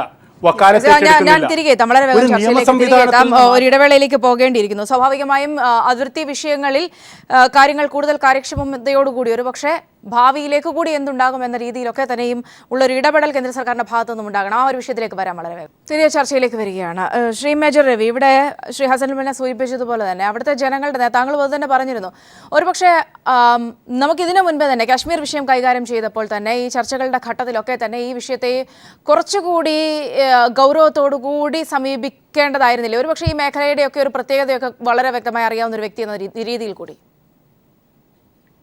ഞാൻ ആദ്യം മിസ്റ്റർ AM റഹീം സാർ പറഞ്ഞ ഒരു കാര്യം ഒന്ന് ക്ലാരിഫൈ ചെയ്തിട്ട് ഞാൻ മുന്നോട്ട് പോവാം. അദ്ദേഹം പറഞ്ഞു ടെന്റില് പട്ടാളക്കാർ അജിത് കുമാറാണ് പറഞ്ഞത്. അപ്പൊ അദ്ദേഹം പറഞ്ഞിട്ടുള്ള ഈ കാര്യത്തിന് ഒന്ന് ക്ലാരിഫൈ, ജനങ്ങളൊന്നും അറിയട്ടെ. കാരണം ടെന്റിലേക്കല്ല എറിഞ്ഞിരിക്കുന്നത്. ഒന്നാമത്തെ പട്ടാളക്കാർ ടെന്റിലല്ല അവിടെ കിടക്കും. അവിടെ പട്ടാളക്കാർക്ക് അടക്കം താമസിക്കാൻ സിമെന്റഡ് ബിൽഡിങ്സ് ആണ് കൊടുത്തിരിക്കുന്നത്. ഇതൊക്കെ അറിയാതെ വെറുതെ എന്തെങ്കിലും പറഞ്ഞു കഴിഞ്ഞാൽ ഒരു ടെന്റിന് ഒരു ഗ്രനേഡ് എറിഞ്ഞു കഴിഞ്ഞാൽ ആ ടെന്റിന് തീ പിടിച്ചു കഴിഞ്ഞാൽ 150 മീറ്റർ ഒന്നും പോവില്ല. ഇത് ആക്ച്വലി നടന്നിരിക്കുന്ന സംഭവം എന്ന് വെച്ചാൽ 5:30 മണി സമയത്ത്, ഒരു 5:30 മണി സമയത്ത് വണ്ടികളിൽ പെട്രോൾ ഒഴിക്കാനും ഓരോരുത്തരുടെ വണ്ടികളിലെ പെട്രോൾ എടുക്കാനും വേണ്ടി പെട്രോൾ ബങ്കിനകത്ത് പോയ സമയത്ത് ഇവർ പെട്രോൾ ബങ്കിലേക്കാണ് ഈ ഗ്രനേഡ് എറിഞ്ഞിരിക്കുന്നത്. ആ 3 ഗ്രനേഡും പെട്രോൾ ബങ്കിനകത്ത് തീ പിടിച്ചതിന് ശേഷമാണ് ഈ 150 മീറ്ററോളം തീ പടർന്നിരിക്കുന്നത്. അല്ലാതെ ഒരു ടെന്റിന് തീ പിടിച്ചാൽ ഇത്രയും വലിയൊരു തീപിടുത്തമൊന്നും നടക്കില്ല. അപ്പൊ ജവാൻസ് അവിടെ താമസിക്കുന്നത് ഇങ്ങനെ മഞ്ഞുള്ള സ്ഥലങ്ങളിൽ, കാശ്മീരിൽ എല്ലായിടത്തും അതർ ദാൻ പിക്കറ്റ്സ് ഒഴിച്ച് ബാക്കി എല്ലാ സ്ഥലങ്ങളിലും ജവാൻസ് അടക്കം താമസിക്കുന്ന ബാരക്കിലാണ്. ഇത് കഴിഞ്ഞിട്ട് ഈ 4 തീവ്രവാദികളും ഓടിപ്പോയി ഒളിച്ചിരിക്കുന്ന ഈ ബാരക്കിനകത്തോട്ടാണ്. അവിടെ പോയപ്പോഴാണ് 19 വയസ്സായിട്ടുള്ള ഒരു ജവാൻ ഇതിൽ ഒരുത്തനെ വെടിവെച്ചതും ആ ജവാന്റെ തലയ്ക്ക് വെടികൊണ്ടതും അവൻ വീണുപോയതും. അവൻ വീണ് പോയിട്ട് പിന്നെ അവൻ ഫൈറ്റ് ചെയ്തിട്ടുണ്ട്. അതിനുശേഷം ഇവന്മാർ ഈ ജവാൻസ് താമസിക്കുന്ന ബാരക്കിലാണ് പ്രൊട്ടക്ഷൻ എടുത്തുകൊണ്ട് അവര് തൊട്ടടുത്തുള്ള ഓഫീസർ മെസ്സിലോട്ടാണ് അവരുടെ എയിം ഉണ്ടായിരുന്നത്. ഈ സമയത്താണ് എൻകൗണ്ടർ നടന്നിട്ട് ഇവർ മരിച്ചിരിക്കുന്നത്. സോ ജവാൻസിന് ടെന്റിൽ കിടത്തിയിരിക്കില്ല, ഓഫീസേഴ്സ് വേറെ ഓഫീസർ മെസ്സിലും താമസിക്കുക, അതല്ല. അങ്ങനെയുള്ള ഒരു തെറ്റിദ്ധാരണ ഉണ്ടാവരുത്. എല്ലായിടത്തും നമ്മൾ പ്രൊട്ടക്ഷൻ കൊടുക്കേണ്ടത് എല്ലാം ജവാൻസിനും എല്ലാ ട്രീറ്റ്മെന്റും നമ്മൾ കൊടുക്കുന്നുണ്ട്. ഒരു സെപ്പറേഷൻ അവിടെ ഇല്ല. അത് ആദ്യം മനസ്സിലാക്കണം. അതാണ് ഞാൻ പറഞ്ഞത്. ഒരു സെക്ടറിനെ കുറിച്ചോ അല്ലെങ്കിൽ ആ സെക്ടറിനെ കുറിച്ചോ ഒന്നും അറിയാത്തവര് ചർച്ച അവിടെയല്ല ശ്രീ മേജർ, എനിക്ക് തോന്നുന്നു പൊതുവായ ഇത്തരം വിഷയങ്ങളിലൊക്കെ എന്താണ് സംഭവിക്കുന്നത് എന്നുകൂടി നിരീക്ഷിക്കേണ്ടിയിരിക്കുന്നു. അതായത് പലപ്പോഴും നമ്മുടെ ജവാന്മാർ കൃത്യമായ സുരക്ഷ ഉറപ്പാക്കാതെ ഇങ്ങനെയുള്ള യുദ്ധമുഖത്തേക്ക് പോലും ചെല്ലേണ്ട ഒരു അവസ്ഥ. എനിക്കൊന്നും ഞാനത് കറക്റ്റായി ആ വിഷയം ഓർക്കുന്നില്ല. ഒരു ജവാൻ മരിച്ച അദ്ദേഹത്തിന്റെ മകൾ ക്രിമേഷന് പങ്കെടുക്കുമ്പോൾ പ്രധാനമന്ത്രിയോട് ചോദിച്ച ഒരു ചോദ്യമുണ്ട്, എന്തുകൊണ്ട് ഒരു സുരക്ഷാ കവചം കൊടുക്കാൻ, എന്തോ അങ്ങനെ ഒരു സംഭവം ആ വിഷയമൊക്കെ വലിയൊരു ചർച്ച ചെയ്യപ്പെട്ടു. ബോംബെ അറ്റാക്കിന്റെ സമയത്ത് അതുപോലെ ഉണ്ടായിരുന്നു. ബോംബെ അറ്റാക്കിന്റെ എല്ലാം ഞാൻ പറയാം. ഇതെല്ലാം എല്ലാവർക്കും എല്ലാ പ്രൊട്ടക്ഷൻ സാധനങ്ങളും കൊടുക്കുന്നുണ്ട്. ഇതിപ്പോ ഞാൻ എന്റെ ശിവരാസൻ ഓപ്പറേഷൻ സമയത്ത് എന്റെ എക്സാമ്പിൾ ഞാൻ പറയാം. ഒരു വെടിവെപ്പ് അവിടുന്ന് വന്ന സമയത്ത് ഞാൻ ബുള്ളറ്റ് പ്രൂഫ് പോലും എടുക്കാതെ പോയപ്പോഴാണ് ശിവരാസൻ വെടിവെച്ച് എന്റെ തൊട്ടടുത്ത് ഉണ്ടായിരുന്നവൻ എനിക്ക് ബുള്ളറ്റ് പ്രൂഫ് കൊണ്ടുവന്നവനെ വെടികൊണ്ടിരിക്കുന്നത്. എനിക്കത് പറയാൻ പറ്റില്ല, നാളെപ്പോയിട്ട് എന്റെ അടുത്ത് പ്രൊട്ടക്ഷൻ ഉണ്ടായിരുന്നില്ല എന്നുള്ളത്, അല്ലെങ്കിൽ ആ ജവാന്റെ അടുത്തുണ്ട്. ഇതെല്ലാം അവിടെ സിറ്റുവേഷനിൽ നടക്കുന്ന ചില കാര്യങ്ങളെ നമ്മൾ ഇങ്ങനെയുള്ള ഒരു ചർച്ചയിൽ വെച്ചിട്ട് അതിനെ ചളിവാരി തേക്കാതെ ആക്ച്വലി അവിടെ നടക്കുന്നത് എന്താണെന്നുള്ളത് അതിന്റെ സെക്യൂരിറ്റി പ്രോബ്ലംസ് ആണ് നമ്മൾ മനസ്സിലാക്കേണ്ടത്. അവിടെ എല്ലാവർക്കും ഇത് ആക്ച്വലി ബോംബ് എറിഞ്ഞിരിക്കുന്ന അവർ പെട്രോൾ ബങ്കിലേക്കാണ്. ആ പെട്രോൾ ബങ്ക് എന്ന് പറയുന്നത് അവിടെ ആയിരക്കണക്കിന് ലിറ്ററോളം ഡീസലും പെട്രോളും കെറോസിനും സ്റ്റോക്ക് ചെയ്ത് വെച്ചിരിക്കുന്നിടത്ത് അതിന്റെ ഗാർഡ് കമാൻഡറിനും അതിനകത്ത് എഴുതി കൊടുക്കാനുള്ള ക്ലർക്കിനും ഇരിക്കാൻ വേണ്ടിയിട്ടാണ് ഒരു ടെന്റ് അവിടെ ഉണ്ടായിരിക്കുക. അപ്പൊ അല്ലാതെ അവിടെ ജവാൻസ് താമസിക്കുന്നത് പ്രൊട്ടക്ഷനുള്ള ആൾക്കാർക്ക് പോലും അവിടെ അവർ പുറത്താണ് നിൽക്കുന്ന ഡ്യൂട്ടിക്ക്, അല്ലാതെ അകത്തല്ല നിൽക്കുന്നത്. അത് അകത്ത് ഡ്യൂട്ടി കഴിഞ്ഞാൽ അവർ ബാരക്കിനോട്ട് പോകും. So let us not talk. അതൊന്ന് ക്ലാരിഫൈ ചെയ്യാനുള്ള മാത്രമേ ഉണ്ടായിരുന്നുള്ളൂ. പിന്നെ ഇതിന്റെ എല്ലാം ഇപ്പോഴത്തെ പ്രശ്നം എന്താണെന്ന് വെച്ചാൽ ഇപ്പൊ എല്ലാം നമ്മൾ ചർച്ച ചെയ്യുന്നുണ്ട്. നമ്മൾ പാകിസ്ഥാനെ ആക്രമിക്കണം, അല്ലെങ്കിൽ നമ്മൾ BJP ആണ് ഭരിക്കുന്നത്, അപ്പൊ എന്തുകൊണ്ട് ആക്രമിച്ചുകൂടാ? എന്താണ് BJP ഭരിക്കുന്നത്? ഇത് കോൺഗ്രസ് ആണെങ്കിലും കമ്മ്യൂണിസ്റ്റ് ഭരിക്കുകയാണെങ്കിലും ശരി, ഒരു പ്രധാനമന്ത്രി എന്നുള്ള നിലയ്ക്ക് അവരെടുക്കേണ്ട ചില തീരുമാനങ്ങൾ വളരെ വളരെ സൂക്ഷിച്ചെടുക്കേണ്ട തീരുമാനങ്ങളാണ്. അത് ഇവിടുത്തെ മുഖ്യമന്ത്രി ആണെങ്കിലും ശരി, പ്രധാനമന്ത്രി ആണെങ്കിലും ശരി, അവരായതിനു ശേഷം ഒരു രാജ്യത്തിന്റെ മുഴുവൻ സുരക്ഷയെ നോക്കിക്കൊണ്ട്, അതാണ് ഞാൻ പറഞ്ഞത്. ഇവിടുത്തെ എക്കണോമിക്കൽ ഒരു യുദ്ധം വരുന്ന സമയത്ത് എന്തെല്ലാം നടക്കും, ഇതിന്റെ ഒരു രാജ്യം കെട്ടിപ്പടുത്ത് ഉയർത്തിയിരിക്കുന്ന ഈ എക്കണോമിക്കൽ ബാലൻസ് മുഴുവൻ ഇംബാലൻസ് ആയിട്ട് പോകും. അതേ സമയത്ത് തന്നെ ലോകരാഷ്ട്രങ്ങളുമായിട്ടുള്ള സൗഹൃദം എങ്ങനെയാണ് ഉണ്ടാക്കിയിരിക്കുന്നത്? അവിടുത്തെ ലോക്കൽസിന്റെ സപ്പോർട്ട് മാത്രം പോരാ. അവിടെ ശ്രീ മേജർ രവി ഒരു പക്ഷേ രാഷ്ട്രീയമായി കൂടി ആ വിഷയത്തെ നേരത്തെ ശ്രീ ഹസൻ മുല്ല അടക്കമുള്ളവർ സൂചിപ്പിച്ചിരുന്നു. അതായത് ഇപ്പോൾ കാശ്മീർ വിഷയത്തിൽ പോലും നമ്മൾക്ക് കുറച്ചുകൂടി പ്രായോഗികമായി ആ ചർച്ചകൾ കൊണ്ടുപോകുകയും ഒക്കെ ചെയ്യാമായിരുന്നു. അവിടെയും പ്രകോപനപരമായ ആ വിഷയത്തെ കൈകാര്യം ചെയ്യാനുള്ള ഒരു ശ്രമം കേന്ദ്ര സർക്കാരിന്റെ ഭാഗത്തുനിന്നും ഉണ്ടായി എന്നൊരു ആക്ഷേപം നിലനിൽക്കുന്നുണ്ട്. ആ ഒരു ഘട്ടത്തിൽ കൂടിയാണ് ഒരുപക്ഷെ ചരിത്രം നമുക്ക് മുന്നിലുണ്ട്. കാർഗിൽ യുദ്ധം അടക്കമുള്ള വിഷയങ്ങൾ അന്നത്തെ ഇന്റലിജൻസ് റിപ്പോർട്ടുകൾ പോലും തള്ളിക്കളഞ്ഞുകൊണ്ടായിരുന്നു അന്നത്തെ ആ ഒരു അവസ്ഥയൊക്കെ. ഒരുപക്ഷെ സമാനമായ അവസ്ഥകൾ ആവർത്തിക്കപ്പെടുമ്പോഴാണ്. സീമ, ഇവിടെ ഞാൻ ഒന്ന് ചോദിക്കട്ടെ. കാർഗിൽ യുദ്ധം നടന്ന സമയത്തും നമ്മുടെ ഇന്ത്യയുടെ രാഷ്ട്രം എന്നും പോളിസി എന്ന് പറഞ്ഞാൽ ലോക സമസ്ത സുഖനോ ഭവന്തു എന്നുള്ള ആ പോളിസി നമ്മുടെ ഏത് ഗവൺമെന്റ് ഭരിച്ചാലും അവരതിനെ വളരെ സമന്വയത്തോടു കൂടി മുന്നോട്ട് കൊണ്ടുപോയിട്ടുണ്ട്. അന്ന് വാജ്പേയി ഗവൺമെന്റ് കയ്യും കൊടുത്ത് ബസ് യാത്രയും ഇതെല്ലാം തുടങ്ങി, അമൻ ബോർഡറും തുറന്നു കൊടുത്തുകൊണ്ട് ഇതെല്ലാം തുറക്കുന്ന സമയത്തും അവിടെ നവാസ് ഷെരീഫ് അവിടെ ഭരിക്കുന്ന, അല്ലെങ്കിൽ അവിടെ ബനസീർ ഭുട്ടോ ഉള്ള സമയത്തും അവിടെ നടന്നിരുന്നത് എന്താണ്? ആ സമയത്ത് പർവേസ് മുഷറഫ് എന്നുള്ള ആള് അധികാരം പിടിച്ചെടുക്കാൻ വേണ്ടി ശ്രമിക്കുന്ന സമയത്ത് അവർ നമ്മളെ ചതിച്ചതാണ്. ആ സമയത്ത് ചതിക്കുന്ന സമയത്ത് സെക്യൂരിറ്റി നമുക്ക് എന്താണ് വീഴ്ച പറ്റിയെന്നുള്ളത് ചോദിച്ചു കഴിഞ്ഞാൽ അതിന്റെ ടെക്നിക്കൽ വശങ്ങൾ പലതും നമ്മൾ പറഞ്ഞു മനസ്സിലാക്കണം. ആ വർഷത്തിൽ നമ്മൾ ആരും ചിന്തിക്കാത്ത രീതിയിലായിരുന്നു ആ വശത്തുള്ള മഞ്ഞ് ആദ്യം ഉരുകിപ്പോയി പാകിസ്ഥാന് അവരുടെ പിക്കറ്റുകളിൽ നമ്മളെക്കാൾ മുന്നേ വന്ന് ഇരിക്കാൻ സാധിച്ചതും ഇങ്ങോട്ട് വന്ന് ചടിച്ചിട്ട് ഇവിടെ നിന്ന് കയറിയതും. അതാണ് യുദ്ധമായിട്ട് മാറിയത്. ഈ ഗവൺമെന്റ് വന്നപ്പോഴും നമ്മൾ നവാസ് ഷെരീഫിനെ അടക്കം വിളിച്ചിട്ട് അവിടുത്തെ പ്രധാനമന്ത്രിയെ വിളിച്ച് കൈയും കൊടുത്ത് കെട്ടിപ്പിടിച്ച് സംസാരത്തിലോട്ട് മുന്നോട്ട് പോകുന്ന സമയത്ത് എല്ലാം ഇവിടെ ഓരോരോ ബ്ലാസ്റ്റുകളാണ് നടത്തിയിരിക്കുന്നത്. അപ്പോൾ പാകിസ്ഥാൻ നെവർ വാണ്ട്സ്, പാകിസ്ഥാന്റെ പ്രധാനമന്ത്രിക്ക് അത് ആവശ്യമുണ്ടെങ്കിലും പാകിസ്ഥാനെ കൺട്രോൾ ചെയ്യുന്ന പാകിസ്ഥാന്റെ ആർമിയും അവിടുത്തെ ISIയുമാണ്. ഈ ISIക്കാർ കൺട്രോൾ ചെയ്യുന്നിടത്തോളം കാലം അവര് എങ്ങനെയൊക്കെ ഇന്ത്യയെ ശല്യം ചെയ്യാൻ സാധിക്കുമോ അതെല്ലാം അവർ ചെയ്തുകൊണ്ടിരിക്കും. ഇത് ചെയ്യുന്ന സമയത്ത് ഇപ്പോഴത്തെ അവസ്ഥയിൽ എന്താണെന്ന് വെച്ചാൽ രാജ്യം മുഴുവൻ ഒറ്റക്കെട്ടായിട്ട് പറയുന്ന ഒരു കാര്യമുണ്ട്. വികാരം നമുക്ക് ഫേസ്ബുക്കിലും ഇവിടെ എല്ലാം വരുന്ന കാണുന്നുണ്ട്. ഓരോരുത്തരും പറയുന്നതാണ്, സാറേ അടിക്കണം സാറേ, കൊല്ലണം സാറേ. ഇതെല്ലാം പറയാൻ വളരെ എളുപ്പമാണ്. പക്ഷെ ഇവിടെ ഒന്നാണ് നമുക്ക് ഇപ്പൊ ചെയ്യേണ്ടതും ഈ ഗവൺമെന്റ് എടുക്കേണ്ട ഒരു തീരുമാനം എന്താണെന്ന് പറഞ്ഞു കഴിഞ്ഞാൽ പാകിസ്ഥാൻ ഒക്യുപ്പൈഡ് കാശ്മീരിൽ നടക്കുന്ന എല്ലാ മിലിറ്ററി ക്യാമ്പുകൾ എന്ന് പറഞ്ഞാൽ മിലിറ്റന്റ് ക്യാമ്പുകളാണ്, മിലിറ്ററി ക്യാമ്പല്ല. മിലിറ്റൻസിനെ ട്രെയിൻ ചെയ്യുന്ന ഈ ക്യാമ്പുകൾ മുഴുവൻ പാകിസ്ഥാൻ ഒക്യുപ്പൈഡ് കാശ്മീരിലാണ്. ഞാൻ തിരികെ വരാം. ദയവായി തുടരുക ശ്രീ മേജർ രവി. ശ്രീ ഗോപാലകൃഷ്ണൻ BJP നേതാവ് നമ്മോടൊപ്പം ടെലിഫോൺ ലൈൻ ചേരുന്നുണ്ട്. താങ്കൾ വൈകി ചർച്ചയിലേക്ക് വന്നതുകൊണ്ടുകൂടി പറയാണ്, നിലവിൽ ഈ വിഷയങ്ങളെ, ഇത്തരം വിഷയങ്ങളെ, പ്രത്യേകിച്ച് അതിർത്തി ബന്ധപ്പെട്ട വിഷയങ്ങളെ കേന്ദ്ര സർക്കാർ കൈകാര്യം ചെയ്യുന്ന രീതിയെ കൂടി വിമർശിക്കപ്പെടുന്നുണ്ട്. ഒരുപക്ഷെ ഇന്നലെ ആക്രമണം നടന്ന ഇന്നൊരു ദിവസം മുഴുവൻ ഈ വിഷയത്തിലെടുത്ത നിലപാടുകളൊക്കെ തന്നെയും പാക് സൈന്യത്തിന്റെ എല്ലാ സപ്പോർട്ടോടുകൂടിയാണ് ഈ ആക്രമണം നടന്നത് എന്ന് പറയുമ്പോഴും അതിർത്തിയിൽ നമ്മൾക്ക് ചില കാര്യങ്ങൾ പിഴയ്ക്കുന്നുണ്ട്. അക്കാര്യങ്ങളിൽ കൂടുതൽ കരുതലോടുകൂടിയുള്ള നിലപാടുകൾ ഉണ്ടാകുന്നില്ല. ഇത്തരം ആരോപണങ്ങളെ എങ്ങനെയാണ് ഒരു BJP വക്താവ് എന്ന നിലയിൽ താങ്കൾ സമീപിക്കുന്നത്? അങ്ങനെ നമുക്ക് മുഴുവൻ പറയാൻ സാധിക്കില്ല. കാരണം ഭാരതത്തിൽ മെയിൻലാൻഡിലുള്ള അക്രമം എത്രയോ നടന്നിരുന്നു ഇതിനു മുമ്പ്. പ്രത്യേകിച്ച് UPA സർക്കാർ ഭരിക്കുന്ന സമയത്ത് പരസ്യമായിട്ട് മെയിൻലാൻഡിൽ മുഴുവനും അക്രമം നടന്നിരുന്നില്ലേ? ആ മെയിൻലാൻഡ് അക്രമം ഒന്നും ഇപ്പോൾ ഇല്ല. ഇപ്പോൾ ഉള്ളത് അതിർത്തിയിൽ ചാവേറായിട്ട് വരുന്നു, പൊട്ടിത്തെറിക്കുന്നു, സൈനിക ക്യാമ്പിലേക്ക് പോകുന്നു, വെടിവെക്കുന്നു, ഗ്രാനേഡ് എറിയുന്നു. ഇല്ലാതാക്കാൻ കർശനമായിട്ടുള്ള നടപടികൾ ഭാരത സർക്കാർ സ്വീകരിക്കുന്നുണ്ട്. ഇനിയും ചില നടപടികൾ സ്വീകരിക്കണം. നേരത്തെ മേജർ രവി പറഞ്ഞതുപോലെ POK ആണ് പ്രധാനപ്പെട്ട ഈ ചാവേർ സംഘങ്ങളുടെ കേന്ദ്രങ്ങൾ. ഒരു പക്ഷേ ഇങ്ങനെ പോയി കഴിഞ്ഞാൽ POKയിലെ ചാവേർ സംഘങ്ങളെ എങ്ങനെ അമർച്ച ചെയ്യാം, അല്ലെങ്കിൽ ഏത് രീതിയിൽ അതില്ലാതാക്കാം എന്നുള്ള കാര്യത്തെക്കുറിച്ച് സർക്കാർ തീരുമാനിച്ചിട്ടുണ്ടാവാം, അല്ലെങ്കിൽ തീരുമാനിക്കേണ്ടി വരും. അതിനില്ലാതാക്കുന്നതിന് എന്ത് തരത്തിലുള്ള നടപടി സ്വീകരിക്കാനാണ്? പ്രത്യേകിച്ച് കാശ്മീർ ജനത, അതുമായി ബന്ധപ്പെട്ട വിഷയങ്ങൾ, അവിടെ നിലവിലുള്ള ജനങ്ങൾക്കിടയിലെ തന്നെ അസ്വസ്ഥത, അത് മാറ്റാൻ നമുക്കാകുന്നില്ല. നമ്മളുടെ സർക്കാർ ഇനിഷ്യേറ്റീവ് എടുക്കുന്നില്ല. ആ ഒരു വിഷയത്തെ പോലും സമീപിച്ചതൊക്കെ തന്നെയും പ്രശ്നങ്ങളാണ്. അവിടുന്ന് അവരുടെ ഇടയിൽ നിന്ന് തന്നെ ഇത്തരം ഭീകരർക്ക് സപ്പോർട്ട് കിട്ടുന്നു. കാരണം അന്ന് ഇന്ദിരാഗാന്ധിക്കെതിരായിരുന്നു ജനസംഘം. പക്ഷെ പറഞ്ഞത് ഇന്ദിരാഗാന്ധി ദുർഗയാണ്. കാരണം ആ കാലമാണ്. അപ്പൊ നമ്മൾ ഇന്നത്തെ ഒരു ഒടുവിലുണ്ടായ ഭീകരാക്രമണത്തെ നമ്മൾ വിമർശനാത്മകമായിട്ട് കാണുന്നതിനപ്പുറത്ത് നമ്മുടെ രാഷ്ട്രത്തിന്റെ നേർക്കുള്ള പാകിസ്ഥാൻ അക്രമത്തെ സർവശക്തിയും ഉപയോഗിച്ചുകൊണ്ട് എല്ലാവരും ഒറ്റക്കെട്ടായി നിന്നുകൊണ്ട് നമുക്ക് എതിർക്കണം. അതേസമയത്ത് നമുക്ക് എന്തെങ്കിലും തരത്തിലുള്ള പാകപ്പിഴവുകൾ ഉണ്ടെങ്കിൽ ആ പാകപ്പിഴകൾ തീർച്ചയായിട്ടും നമ്മൾ പരിശോധിക്കണം. ഇന്റലിജൻസിന്റെ പാകപ്പിഴവാണോ, നമ്മുടെ കുറച്ചുകൂടെ സേഫ്റ്റി നമ്മൾ കണ്ടെത്തേണ്ടതുണ്ടോ, ഇതൊക്കെ നമ്മൾ പരിശോധിക്കണം. തീർച്ചയായിട്ടും ഒരു കാര്യം ഞാൻ വ്യക്തമായി പറയുന്നു, ഭാരതീയ ജനതാ പാർട്ടിയുടെ സർക്കാർ ഡിഫിറ്റിംഗ് റിപ്ലൈ കൊടുക്കുമെന്നുള്ളതിൽ സംശയമില്ലെങ്കിലും അതിനോടൊപ്പം തന്നെ ഈ എന്തൊക്കെ തരത്തിലുള്ള പിഴവുകളാണോ വന്നിട്ടുള്ളത്, ആ പിഴവ് എന്തെങ്കിലും വന്നിട്ടുണ്ടെങ്കിൽ അതൊക്കെ കറക്റ്റ് ചെയ്തുകൊണ്ട് സൈനികരുടെ ശക്തിയെയും കാശ്മീർ പോലെയുള്ള മേഖലകളിൽ നമ്മൾ സ്വീകരിക്കുന്ന നയങ്ങളുടേത് കൂടിയാണെങ്കിലോ അങ്ങനെ തന്നെ ആയിരിക്കും എന്നുള്ളതിൽ സംശയമില്ല. പക്ഷെ ആ പിഴവ് നമ്മൾ അതിർത്തിയിൽ കാശ്മീർ വിഷയങ്ങളിൽ പോലെയുള്ള കാര്യങ്ങളിൽ നമ്മൾ സ്വീകരിക്കുന്ന നയത്തിൻ്റെതാണെങ്കിലോ? കാശ്മീർ വിഷയത്തിൽ നമുക്കങ്ങനെ വേറൊരു വ്യത്യസ്തമായ നയമില്ലല്ലോ.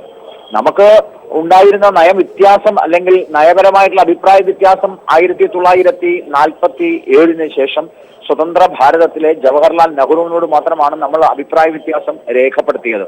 കാരണം തീർച്ചയായിട്ടും ജമ്മു കാശ്മീരിൽ പ്രത്യേക പദവി കൊടുക്കാൻ പാടില്ലായിരുന്നു. ജമ്മു കാശ്മീരിലെ POK എന്ന് പറയുന്ന നേരത്തെ മേജർ രവി പറഞ്ഞല്ലോ. മേജർ രവിക്ക് കുറച്ചുകൂടെ കൃത്യമായി പറയാം. ജനറൽ തിമ്മയ്യ അടക്കമുള്ള ആളുകൾ വെട്ടിപ്പിടിച്ച, പാകിസ്ഥാൻ കയറി വന്ന് പാകിസ്ഥാനെ തുരത്തി ഓടിച്ച പ്രദേശം എന്തിനു വിട്ടുകൊടുത്തു? എന്തിനാണ് കോൺഗ്രസ് വിട്ടുകൊടുത്തത്? അവിടെയാണ് വിമർശനം. അത് കഴിഞ്ഞതിന് ശേഷം കോൺഗ്രസിന്റെ സർക്കാരുകൾ വന്ന് ഒരിക്കലും വിമർശിച്ചിട്ടില്ല. കാരണം കാശ്മീർ ഇന്ത്യയുടെ അവിഭാജ്യ ഘടകമാണ് എന്നുള്ളത് ഇന്നലെ വരെയുള്ള എല്ലാ സർക്കാരുകളുടെയും തീരുമാനമാണ്. ആ തീരുമാനം തന്നെയാണ് ഇന്നത്തെ സർക്കാരും എടുത്തിട്ടുള്ളത്. അവിടുത്തെ ജനങ്ങളെ കൂടി ഇതിനൊപ്പം നിർത്താനുള്ള ഒരു ശ്രമം ഉണ്ടാകുന്നില്ല. അവിടുത്തെ ജനങ്ങളെ ഇതിനൊപ്പം നിർത്താനുള്ള ശ്രമം ഇല്ലെങ്കിൽ പിന്നെ എങ്ങനെയാ അവിടെ ഒരു സർക്കാർ ഉണ്ടായത്? അവിടെ എങ്ങനെ BJP ഭരിക്കാനിടയായത്? അവിടുത്തെ ജനങ്ങൾ BJPയോടൊപ്പവും അവിടുത്തെ ജനങ്ങൾ സമാധാനത്തിന്റെ ഒപ്പവുമാണ്. പക്ഷെ നിർഭാഗ്യവശാൽ ഈ ഭീകരന്മാർ അവിടെ നുഴഞ്ഞു കയറുകയും ഭീകരന്മാർക്ക് അനുകൂലമായ ചില സമീപനങ്ങൾ അവിടുത്തെ ചില ആളുകൾ സ്വീകരിക്കുകയും ചെയ്യുന്നു. അവരുടെ മനസ്സിനുള്ളിൽ ഒരുപക്ഷെ പാകിസ്ഥാനോട് താല്പര്യമുള്ള ചില സംഘടനകൾ അവിടെ ഉണ്ട്. അവർ ഇൻഫിൽട്രേഷന്റെ കൂടെ നിന്ന് സഹായിക്കുന്നു എന്നല്ലാതെ അവിടുത്തെ ഭൂരിപക്ഷം ഇപ്പോ ലേ ഏരിയയില് ബുദ്ധിസ്റ്റുകളാണ് കൂടുതൽ. അവർക്ക് ഇതിൽ താല്പര്യമില്ല. അവർ ഇന്ത്യയോടൊപ്പം നിൽക്കാൻ ആഗ്രഹിക്കുന്നു. ജമ്മു മേഖലയിൽ ഹിന്ദുക്കളാണ് കൂടുതൽ. അവിടെ ഈ പ്രശ്നമില്ല. പ്രശ്നമുള്ളത് എവിടെയാ? പ്രശ്നമുള്ളത് കാശ്മീർ എന്ന് പറയുന്ന സ്ഥലത്ത്, പ്രത്യേകിച്ച് ശ്രീനഗറുമായി ബന്ധപ്പെട്ട സ്ഥലത്ത് വളരെ ചെറിയ എന്റെ പഠനം അനുസരിച്ച് 3 or 4 ഡിസ്ട്രിക്റ്റിൽ മാത്രമാണ് ഇതുള്ളത്. അതല്ലാതെ മൊത്തം കാശ്മീരിൽ പ്രശ്നമാണ് എന്ന് പറയുന്നതാണ് തെറ്റ്. അവിടെയാണ് നിങ്ങൾക്ക് പാകപ്പിഴവ് പറ്റുന്നത്. ഞാൻ തിരികെ എത്താം. ശ്രീ റഹീം, ഈ പറഞ്ഞതിനോടുള്ളത്. അല്ല, ശ്രീ ഗോപാലകൃഷ്ണൻ പറഞ്ഞതിനോട് പൂർണ്ണമായൊന്നും ചോദിക്കാനാകില്ല. അപ്പോൾ അദ്ദേഹം പറഞ്ഞൊരു പ്രധാനപ്പെട്ട കാര്യം, അവിടുത്തെ ചില ശക്തികൾ, ചില ആളുകൾ പാകിസ്ഥാനോട് ചേർന്ന് നിൽക്കുന്നു. ആ ചില ആളുകളുടെ പട്ടികയിൽ ഗണത്തിൽ അദ്ദേഹം PDPയെ പെടുത്തുമ്പോൾ, ഇതാണ് എൻ്റെ ചോദ്യം. BJP അധികാരത്തിലേക്ക് വന്നതിനെക്കുറിച്ചും BJPയുടെ ജനസമിതിയെക്കുറിച്ചും താങ്കൾ പറയുമ്പോൾ കാശ്മീരിലെ PDPയുടെ തോൽക്കേടാൻ നിങ്ങൾക്ക് എങ്ങനെ സാധിക്കും? നിങ്ങളുടെ രാഷ്ട്രീയമായ ആത്മാർത്ഥതയെയും നിങ്ങളുടെ നിലപാടുകളെയും ചോദ്യം ചെയ്യുന്നത് അതുകൊണ്ടാണ്. കാശ്മീരിൽ ഉൾപ്പെടെ നിങ്ങൾ കാണുന്നത് പൊളിറ്റിക്കൽ അജണ്ടയാണ്. ഉണ്ടായ സംഭവങ്ങളെ രാഷ്ട്രീയവൽക്കരിക്കാനൊന്നും ഞങ്ങൾ ആരും ആഗ്രഹിക്കുന്നില്ല. അത് സംബന്ധിച്ച് പറഞ്ഞ ചില സംവാദങ്ങളിലുള്ള തർക്കങ്ങൾ മാത്രമാണ് ഇക്കാര്യങ്ങൾ. ഇന്ത്യ ഒറ്റക്കെട്ടായി പാകിസ്ഥാൻ്റെ ഈ തീവ്രവാദികൾക്ക് സപ്പോർട്ട് കൊടുക്കുന്നതിന് പ്രതിഷേധിക്കണം. ഇന്ത്യക്ക് ഒരൊറ്റ മനസ്സാണുള്ളത്, പ്രതിരോധിക്കണം എന്നുള്ളത്. പക്ഷേ BJP ഇവിടെ ഉത്തരം പറയേണ്ടി വരുന്നത് ഒരു പ്രധാനപ്പെട്ട കാര്യത്തിലാണ്. ഡിപ്ലോമാറ്റിക് ആയിട്ടുള്ള ഇഷ്യൂസ് രണ്ടാമത് നമുക്കെടുക്കാം, അത് സെക്കൻഡറിയാണ്. ഒന്നാമത്തെ കാര്യം, എന്തുകൊണ്ട് നമ്മുടെ പ്രധാനപ്പെട്ട തന്ത്രപ്രധാനമായ സൈനിക കേന്ദ്രങ്ങൾ പാകിസ്ഥാൻ ആക്രമിക്കാൻ കഴിയുന്നു? ഇതൊരു വളരെ പ്രധാനപ്പെട്ട പ്രശ്നമാണ്. ചെറിയ ഇടവേളകളിൽ ആക്രമണം ആവർത്തിക്കുകയാണ്. അത് നേരത്തെ ഇവിടെ പറഞ്ഞതുപോലെ ഉറി, അത് തന്ത്രപ്രധാനമാണ്, ലൈൻ ഓഫ് കൺട്രോളിന് അടുത്തായിട്ട് വരുമ്പോൾ നേരത്തെ ശ്രീ മേജർ രവി അദ്ദേഹത്തിൻ്റെ ഗ്രൗണ്ട് അനുഭവത്തിൻ്റെ ഒരു ഗ്രൗണ്ട് എക്സ്പീരിയൻസിൽ നിന്നുണ്ട് അദ്ദേഹം പറയേണ്ടായി. ഞാൻ അതിനെ നിഷേധിക്കുന്നില്ല. പക്ഷേ നമ്മുടെ സൈനിക കേന്ദ്രങ്ങളാണ് പത്താൻകോട്ടിൽ ഉണ്ടായതുപോലെ ഒരു സുരക്ഷാ വീഴ്ച ഒരുപക്ഷെ ലോകത്തിൽ തന്നെ അപൂർവങ്ങളിൽ അപൂർവമാണ്. ഇങ്ങനെ എന്തുകൊണ്ട് ഇന്ത്യയെ പോലെ ഇത്രയും സുദൃഢമായ സൈനിക ബലമുള്ള ഒരു രാജ്യം ആക്രമിക്കപ്പെടുന്നു? അത് നിങ്ങൾ ഭരിക്കുമ്പോഴാണ്. ഇവിടെ BJP രാഷ്ട്രീയമായി ഉത്തരം പറയാൻ നിർബന്ധിതമാകുന്നത് എന്തുകൊണ്ടെന്നാൽ നിങ്ങളെപ്പോഴും തീവ്ര ദേശീയതയെ ഒരു രാഷ്ട്രീയ അജണ്ടയായി ഇറക്കാറുണ്ട്. അതുകൊണ്ടാണ് നിങ്ങൾ തീവ്ര ദേശീയത, നിങ്ങൾ വരുമ്പോൾ തന്നെ നെഞ്ചുവിരിഞ്ഞ ശക്തിയുള്ള ഒരു സർക്കാരിന് വേണ്ടി വോട്ട് എന്നാണ് നിങ്ങൾ ചോദിച്ചത്. പക്ഷേ ആ സർക്കാർ വരുമ്പോഴാണ് ഇന്ത്യയുടെ സൈനികർ കൊല്ലപ്പെടുന്നത്, ഇന്ത്യ ഭീകരതയുടെ താവളമായി മാറുന്നത്. ഇതൊരു വലിയ ഇഷ്യൂ ആണ്. അപ്പോൾ രാജ്യസുരക്ഷയിൽ നിങ്ങളുടെ നിലപാടിൽ വീഴ്ച വരുന്നു. ഇതൊരു വലിയ പ്രശ്നമാണ്. BJP രാഷ്ട്രീയമായി മറുപടി പറയേണ്ടി വരും. രണ്ടാമതൊരു പ്രധാനപ്പെട്ട പ്രശ്നമാണ് ഡിപ്ലോമാറ്റിക്കുമായി ബന്ധപ്പെട്ട പ്രശ്നമാണ്. അത് ഒറ്റയടിക്ക് തീർക്കാൻ കഴിയുന്നുവെന്ന് ഞങ്ങൾ കരുതുന്നില്ല. ഇപ്പോൾ വാജ്പേയി എന്ന ലാഹോറിലേക്ക് യാത്ര പോയി. ഇപ്പോൾ രണ്ടാമത് മോഡി എടുത്ത ചില സമീപനങ്ങൾ. പക്ഷേ ഇവിടെയെല്ലാം വരുന്നത് ഇന്ത്യയും പാകിസ്ഥാനും അടുക്കുന്നതിൽ ഇഷ്ടമില്ലാത്ത ഒരു വിഭാഗം ഈ കാശ്മീരിലുണ്ട്, ഇന്ത്യയുടെ ഭാഗമായുണ്ട്, അതോടൊപ്പം തന്നെ പാകിസ്ഥാനിലുമുണ്ട്. നേരത്തെ ശ്രീ മേജർ രവി പറഞ്ഞത് വളരെ പ്രധാനപ്പെട്ട കാര്യമാണ്. അവിടെ നിയന്ത്രിക്കുന്നത് ഗവൺമെൻറ്റൊന്നുമല്ല, അവിടെ ഡെമോക്രാറ്റിക് സർക്കാരായിട്ടൊന്നും കണക്കാക്കാനാകില്ല. അവിടെ സൈന്യമാണ്, അവിടുത്തെ ചാരസംഘടനയാണ്. ഇങ്ങനെ അവിടുത്തെ മറ്റ് ഒരു എക്സ്റ്റേണൽ എലമെൻറ്റ്സ് അവിടുത്തെ നിയന്ത്രിക്കാൻ കഴിയുന്നു, അവിടുത്തെ ഡിസിഷൻ അവർ നിയന്ത്രിക്കാൻ കഴിയുന്നു. അങ്ങനെ വരുമ്പോഴാണ് ഇത്തരം അക്രമങ്ങൾ നടക്കുന്നത്. എപ്പോഴെല്ലാം ഇന്ത്യ പാക് ബന്ധം ഒരു പ്രത്യേക ദശയിലേക്ക് പോകും അവിടെ ഇഷ്യൂസ് ഉണ്ടാകുന്നു. അപ്പോൾ ഇവിടെ നമുക്ക് ചെയ്യാൻ കഴിയുന്നത് എന്തുകൊണ്ടാണ്? ജമ്മു ആൻഡ് കാശ്മീരുമായി ബന്ധപ്പെട്ട് ഇന്ത്യയുടെ ഭാഗമായി വന്ന മറ്റെല്ലാ ഇതിന് ശേഷവും ഇന്ത്യയുടെ ഭാഗത്തിൽ ലയിച്ച എത്രയോ സംസ്ഥാനങ്ങൾ നമ്മുടെ മുമ്പിൽ ഇപ്പോഴും ഉണ്ട്. ആ പ്രദേശങ്ങളെല്ലാം വിശ്വാസത്തിലെടുക്കാനായി. പക്ഷേ എന്തുകൊണ്ടോ പാകിസ്ഥാൻ, ഇപ്പോൾ താങ്കൾ പറയുന്നത് ശരിയാണ്, ചില ജില്ലകളിൽ മാത്രമായിരിക്കാം. അപ്പോൾ ഞാനവിടെ പോയിട്ടില്ല, അത്ര കണ്ട് ആ കാര്യങ്ങൾ പഠിച്ച ഒരാളുമല്ല. അതുകൊണ്ട് ഇപ്പോൾ ഹസനുൽ ബെന്നയ്ക്കെല്ലാം അക്കാര്യത്തിൽ കൂടുതൽ പറയാനാകും. ചിലപ്പോൾ അത് ശരിയായിരിക്കും. എന്തുകൊണ്ട് ആ വിഭാഗത്തെ നമുക്ക് വിശ്വാസത്തിലെടുക്കാനാകുന്നില്ല, അവരെ അഡ്രസ്സ് ചെയ്യാനാകുന്നില്ല? അത് കാലാകാലങ്ങളായി സാധിക്കുന്നില്ല എന്നുള്ളൊരു പരിമിതി ഇന്ത്യയെ സംബന്ധിച്ചുണ്ട്. അപ്പോൾ ഇന്ത്യക്കാർക്ക് അത് പരിഹരിക്കാതെ ഇനി എത്ര കാലം മുന്നോട്ട് പോകാനാകും? ഇന്ത്യയെ സംബന്ധിച്ച് നമ്മുടെ സുരക്ഷയ്ക്ക് കാശ്മീർ വലിയൊരു വെല്ലുവിളിയാണ്. ആ കാശ്മീരികളുടെ പിന്തുണ നമുക്ക് സ്വീകരിക്കാനാകുന്നില്ല. അത് കൂടുതൽ വഷളായിക്കൊണ്ടിരിക്കുന്നു. ഇവിടെ നമുക്ക് വളരെ കൃത്യമായി എങ്ങനെയാണ് നമുക്ക് അഡ്രസ്സ് ചെയ്യാനാവുക? ഇതൊരു വളരെ പ്രധാനപ്പെട്ട കാര്യമാണ്. അത് ഇന്ത്യ ഒറ്റക്കെട്ടായി നിൽക്കേണ്ട കാര്യമാണ്. അതിൽ തർക്കമൊന്നുമില്ല. അതങ്ങനെ തന്നെയാണ്. പാകിസ്ഥാനെ കൂടുതൽ ലോകത്തിന് മുമ്പിൽ തുറന്നു കാട്ടേണ്ടതുണ്ട്. അതെല്ലാം പൂർണ്ണമായി സമ്മതിക്കുന്നു. അപ്പോഴും BJP രാഷ്ട്രീയമായി മറുപടി പറയേണ്ടി വരുന്ന കാര്യം, എന്തുകൊണ്ട് ഇന്ത്യക്ക് നിങ്ങൾക്ക് സുരക്ഷയൊരുക്കുന്നതിൽ തുടർച്ചയായി വീഴ്ചയുണ്ടാകുന്നു? ഞാൻ കൂട്ടിച്ചേർക്കാം, പത്താൻകോട്ട് ഭീകരാക്രമണം മാത്രമല്ല, ഇന്ത്യയുടെ ചരിത്രത്തിൽ, അത് ചരിത്രം പറയേണ്ടി വരികയാണ്, ഇന്ത്യയുടെ ചരിത്രത്തിൽ ആദ്യമായി ഒരിക്കൽ മാത്രമാണ് പാർലമെന്റ് ആക്രമിക്കപ്പെട്ടത്. BJP ഭരിക്കുമ്പോഴാണ് നിർഭാഗ്യവശാൽ BJP ഭരണത്തിലാണ് കാണ്ഡഹാർ ഉണ്ടാവുന്നു. അപ്പോൾ ഇത് നിങ്ങൾ തന്നെയാണ് ദേശസുരക്ഷ. തീവ്ര ഹിന്ദുത്വവും തീവ്ര ദേശീയതയുമാണ് ഇന്ത്യയിൽ BJP എപ്പോഴും പൊളിറ്റിക്കൽ കാർഡായി ഉപയോഗിക്കുന്നത്. ആ BJP ഭരിക്കുമ്പോൾ തന്നെയാണ് ഇന്ത്യയുടെ ചരിത്രത്തിലെ ഏറ്റവും വലിയ സെക്യൂരിറ്റി ലാബ്സ് എല്ലാം ഉണ്ടാകുന്നത്. ഇതൊരു പ്രശ്നമാണ്. അപ്പോൾ അതിൽ BJP രാഷ്ട്രീയമായി മറുപടി പറയേണ്ടി വരും. BJPയുടെ രാഷ്ട്രീയ ആയുധം ഇതായതുകൊണ്ട് അതാണ് പ്രശ്നം. യെസ്, ഇവിടെ നേരത്തെ സൂചിപ്പിച്ചതുപോലെ തന്നെ ഒരുപക്ഷെ കശ്മീർ വിഷയവുമായി ബന്ധപ്പെടുത്തി തന്നെ തുടർച്ചയായി ഇത്തരം വിഷയങ്ങൾ ഉണ്ടാകുന്നു. അവിടെ ഇങ്ങനെ ഒരു തുടർച്ചയായ ആക്രമണങ്ങൾ ഉണ്ടാകുന്നു. അവിടെ ഈ ജനങ്ങളെ പോലും ഉപയോഗപ്പെടുത്തുന്നു. പത്താൻകോട്ടിൽ പോലും കണ്ടത് പലയിടങ്ങളിലാണെങ്കിൽ തന്നെയും അവർക്ക് അവരുടേതായിട്ടുള്ള, ഈ ഭീകരർക്ക് അവരുടേതായിട്ടുള്ള ഒരു സ്പേസ് ഒരുക്കാനുള്ളൊരു വേദിയുണ്ട്. വലിയ സൈനിക ഉപകരണങ്ങൾ വരെ ഉപയോഗിക്കാനുള്ള ഒരു സ്പേസ് ഒക്കെ ഉണ്ട്. നമ്മുടെ സൈനികർക്ക് ഒരു പക്ഷേ എവിടെയൊക്കെയോ ചില തടസ്സങ്ങൾ ഈ വിഷയത്തിലൊക്കെ. തീർച്ചയായിട്ടും ഞാൻ പറയുന്ന ചില കാര്യങ്ങളിൽ പിശകുണ്ടെങ്കിൽ മേജർ രവി ക്ഷമിക്കണം. അങ്ങ് കാർഗിൽ തിയേറ്ററിൽ അദ്ദേഹം ഉണ്ടായിരുന്ന ആളുമാണ്. പക്ഷേ ഈ കാർഗിൽ അവിടുത്തെ ഭൂമിശാസ്ത്രവും അവിടുത്തെ കാലാവസ്ഥയും ഒക്കെ നമ്മുടെ പ്രതിരോധത്തിന് ഒരു വിപരീത ഒരു ഫലം ഉണ്ടാക്കുന്ന ഇതാണ്. പ്രത്യേകിച്ച് ഈ കാർഗിലിൽ തന്നെ നുഴഞ്ഞുകയറ്റത്തിൻ്റെ ഇവർക്കൊരു സമയമുണ്ട്. ഈ മഞ്ഞ് വീഴ്ച അങ്ങോട്ട് കഴിയുന്ന സമയത്ത് ഈ ആട്ടിടയന്മാരുടെ രൂപത്തിൽ ആയുധങ്ങൾ ശരീരത്തിൽ ഒളിപ്പിച്ച് വെച്ച് നുഴഞ്ഞു കയറാൻ വരുന്ന ഒരു ടീമിനെ തന്നെ, ഒരു ടീമെന്നല്ല, അങ്ങനെയുള്ള തീവ്രവാദികളെ പരിശീലിപ്പിക്കുന്ന കേന്ദ്രങ്ങൾ പാക് ഓക്യുപ്പൈഡ് കാശ്മീരിൻ്റെ അതിർത്തി മേഖലകളിൽ അവിടെ ഉണ്ട്. അതിൻ്റെ സന്നാഹം ഒരുക്കുന്നത് പാകിസ്ഥാൻ ആർമി തന്നെയാണ്. അതിന് യാതൊരു സംശയം വേണ്ട. കാർഗിലുണ്ടായതും അതിപ്പം ശ്രീ റഹീം ചൂണ്ടിക്കാണിച്ചതുപോലെ അത് BJP ഭരിച്ചിരുന്ന സമയമാണോ അല്ലെങ്കിൽ പാർലമെൻറ്റ് അറ്റാക്ക് ഉണ്ടായത്, ഇത് നമ്മൾ ഒരു കാര്യം കൂടി ശ്രീ റഹീം പറഞ്ഞു, നമ്മൾ ഇക്കാര്യത്തിലൊന്നും നമുക്ക് ഒരു രാഷ്ട്രീയമായ ഒരു പരിഗണനയില്ല, ജാതി മത ഒരു പരിഗണനയില്ല. നമ്മുടെ രാജ്യത്തിൻ്റെ താല്പര്യമാണതെന്ന് കൃത്യമായിട്ടും അദ്ദേഹം പറഞ്ഞ അദ്ദേഹത്തിൻ്റെ പാർട്ടിയുടെ നിലപാടുമാണത്. CPM-ൻ്റെയും കോൺഗ്രസിൻ്റെയും BJP-യുടെ ഒക്കെ നിലപാടാണ്. ശ്രീ ഗോപാലകൃഷ്ണൻ അത് കുറച്ച് ലേശം വിയോജിപ്പ് പറയുന്നുണ്ടെങ്കിൽ പോലും അത് അവർ രാഷ്ട്രീയ ഇതിൽ നിന്നൊരു മുതലെടുപ്പിൻ്റെ ശ്രമമായിട്ടാണോ അത് നടത്താനൊട്ട് BJP-ക്ക് വല്ല അജണ്ട ഉണ്ടെങ്കിൽ അത് ഇന്ത്യക്കാർ വെച്ച് ഉറപ്പിക്കത്തില്ല. ഇന്ത്യയുടെ അഖണ്ഡതയും ഇന്ത്യയുടെ പ്രതിരോധവും നമ്മുടെ രാജ്യത്തിൻ്റെ ആ ഒരു സുരക്ഷയൊക്കെയാണ് നമ്മുടെ പ്രൈം കൺസേൺ, അജണ്ടയിൽ ഒന്നാമത്. പക്ഷേ ഈ കാർഗിലിൽ പോലും ഉണ്ടായത് ഈ മഞ്ഞ് കാലം കഴിഞ്ഞാൽ ഈ നുഴഞ്ഞുകയറ്റക്കാരുടെ ഈ പറഞ്ഞ ആട്ടിടയന്മാരുടെ വേഷത്തിൽ ഇവർ ആയുധങ്ങൾ സഹിതം നുഴഞ്ഞു കയറി വന്നവരാണ് അന്ന് കാർഗിലിൽ. ഇതിപ്പോൾ അതല്ല, മേജർ രവീന്ദ്രൻ ചൂണ്ടിക്കാണിച്ചതുപോലെ നേരിട്ട് പത്താൻകോട്ട് നടന്നതുപോലെ തന്നെ ഉറിയിലെ മിലിറ്ററി ക്യാമ്പിലേക്കാണ് നേരിട്ട് പ്രവേശിച്ചിരിക്കുന്നത്. അത് തീർച്ചയായും ഒരു സുരക്ഷാ വീഴ്ച തന്നെയല്ലേ? അതേ പറയുന്നുള്ളൂ, അതിനകത്ത് രാഷ്ട്രീയമല്ല നമ്മളാരും പറയുന്നത്. സുരക്ഷാ വീഴ്ചയാണ്. പത്താൻകോട്ടിൽ നിന്ന് നമ്മൾ ഒരു പാഠവും പഠിച്ചിട്ടില്ല എന്നുള്ള ആ ഒരു സൂചനയാണ് ഇപ്പോൾ ഉറിയിലെ അറ്റാക്ക് ഉണ്ടായത്. അപ്പോൾ നമ്മൾ എന്താണ് നമ്മുടെ ഇനി അങ്ങോട്ട് എന്തായിരിക്കണം നമ്മുടെ നിലപാട്? പാകിസ്ഥാനുമായിട്ട് അല്ലെങ്കിൽ കാശ്മീർ ഇഷ്യൂവായിട്ട് ബന്ധപ്പെട്ട് ഇന്ത്യ ഏത് ദിശയിലേക്കായിരിക്കണം പോകുന്നുള്ളതിനെക്കുറിച്ച് ഒരു തുറന്ന് അവിടെ ഈ പറഞ്ഞതുപോലെ ഒരു യുദ്ധം അങ്ങോട്ട് അപ്രഖ്യാപിതമായിട്ടൊരു യുദ്ധം നടത്തുകയാണോ വേണ്ടത്? അത് മേജർ രവി പറഞ്ഞ ഒരു യുദ്ധത്തിലേക്കൊക്കെ ഒരു രാജ്യം പോകുകയെന്ന് പറഞ്ഞാൽ അത് ഒരുപാട് ഘടകങ്ങളെ ആശ്രയിച്ചിരിക്കുന്നു.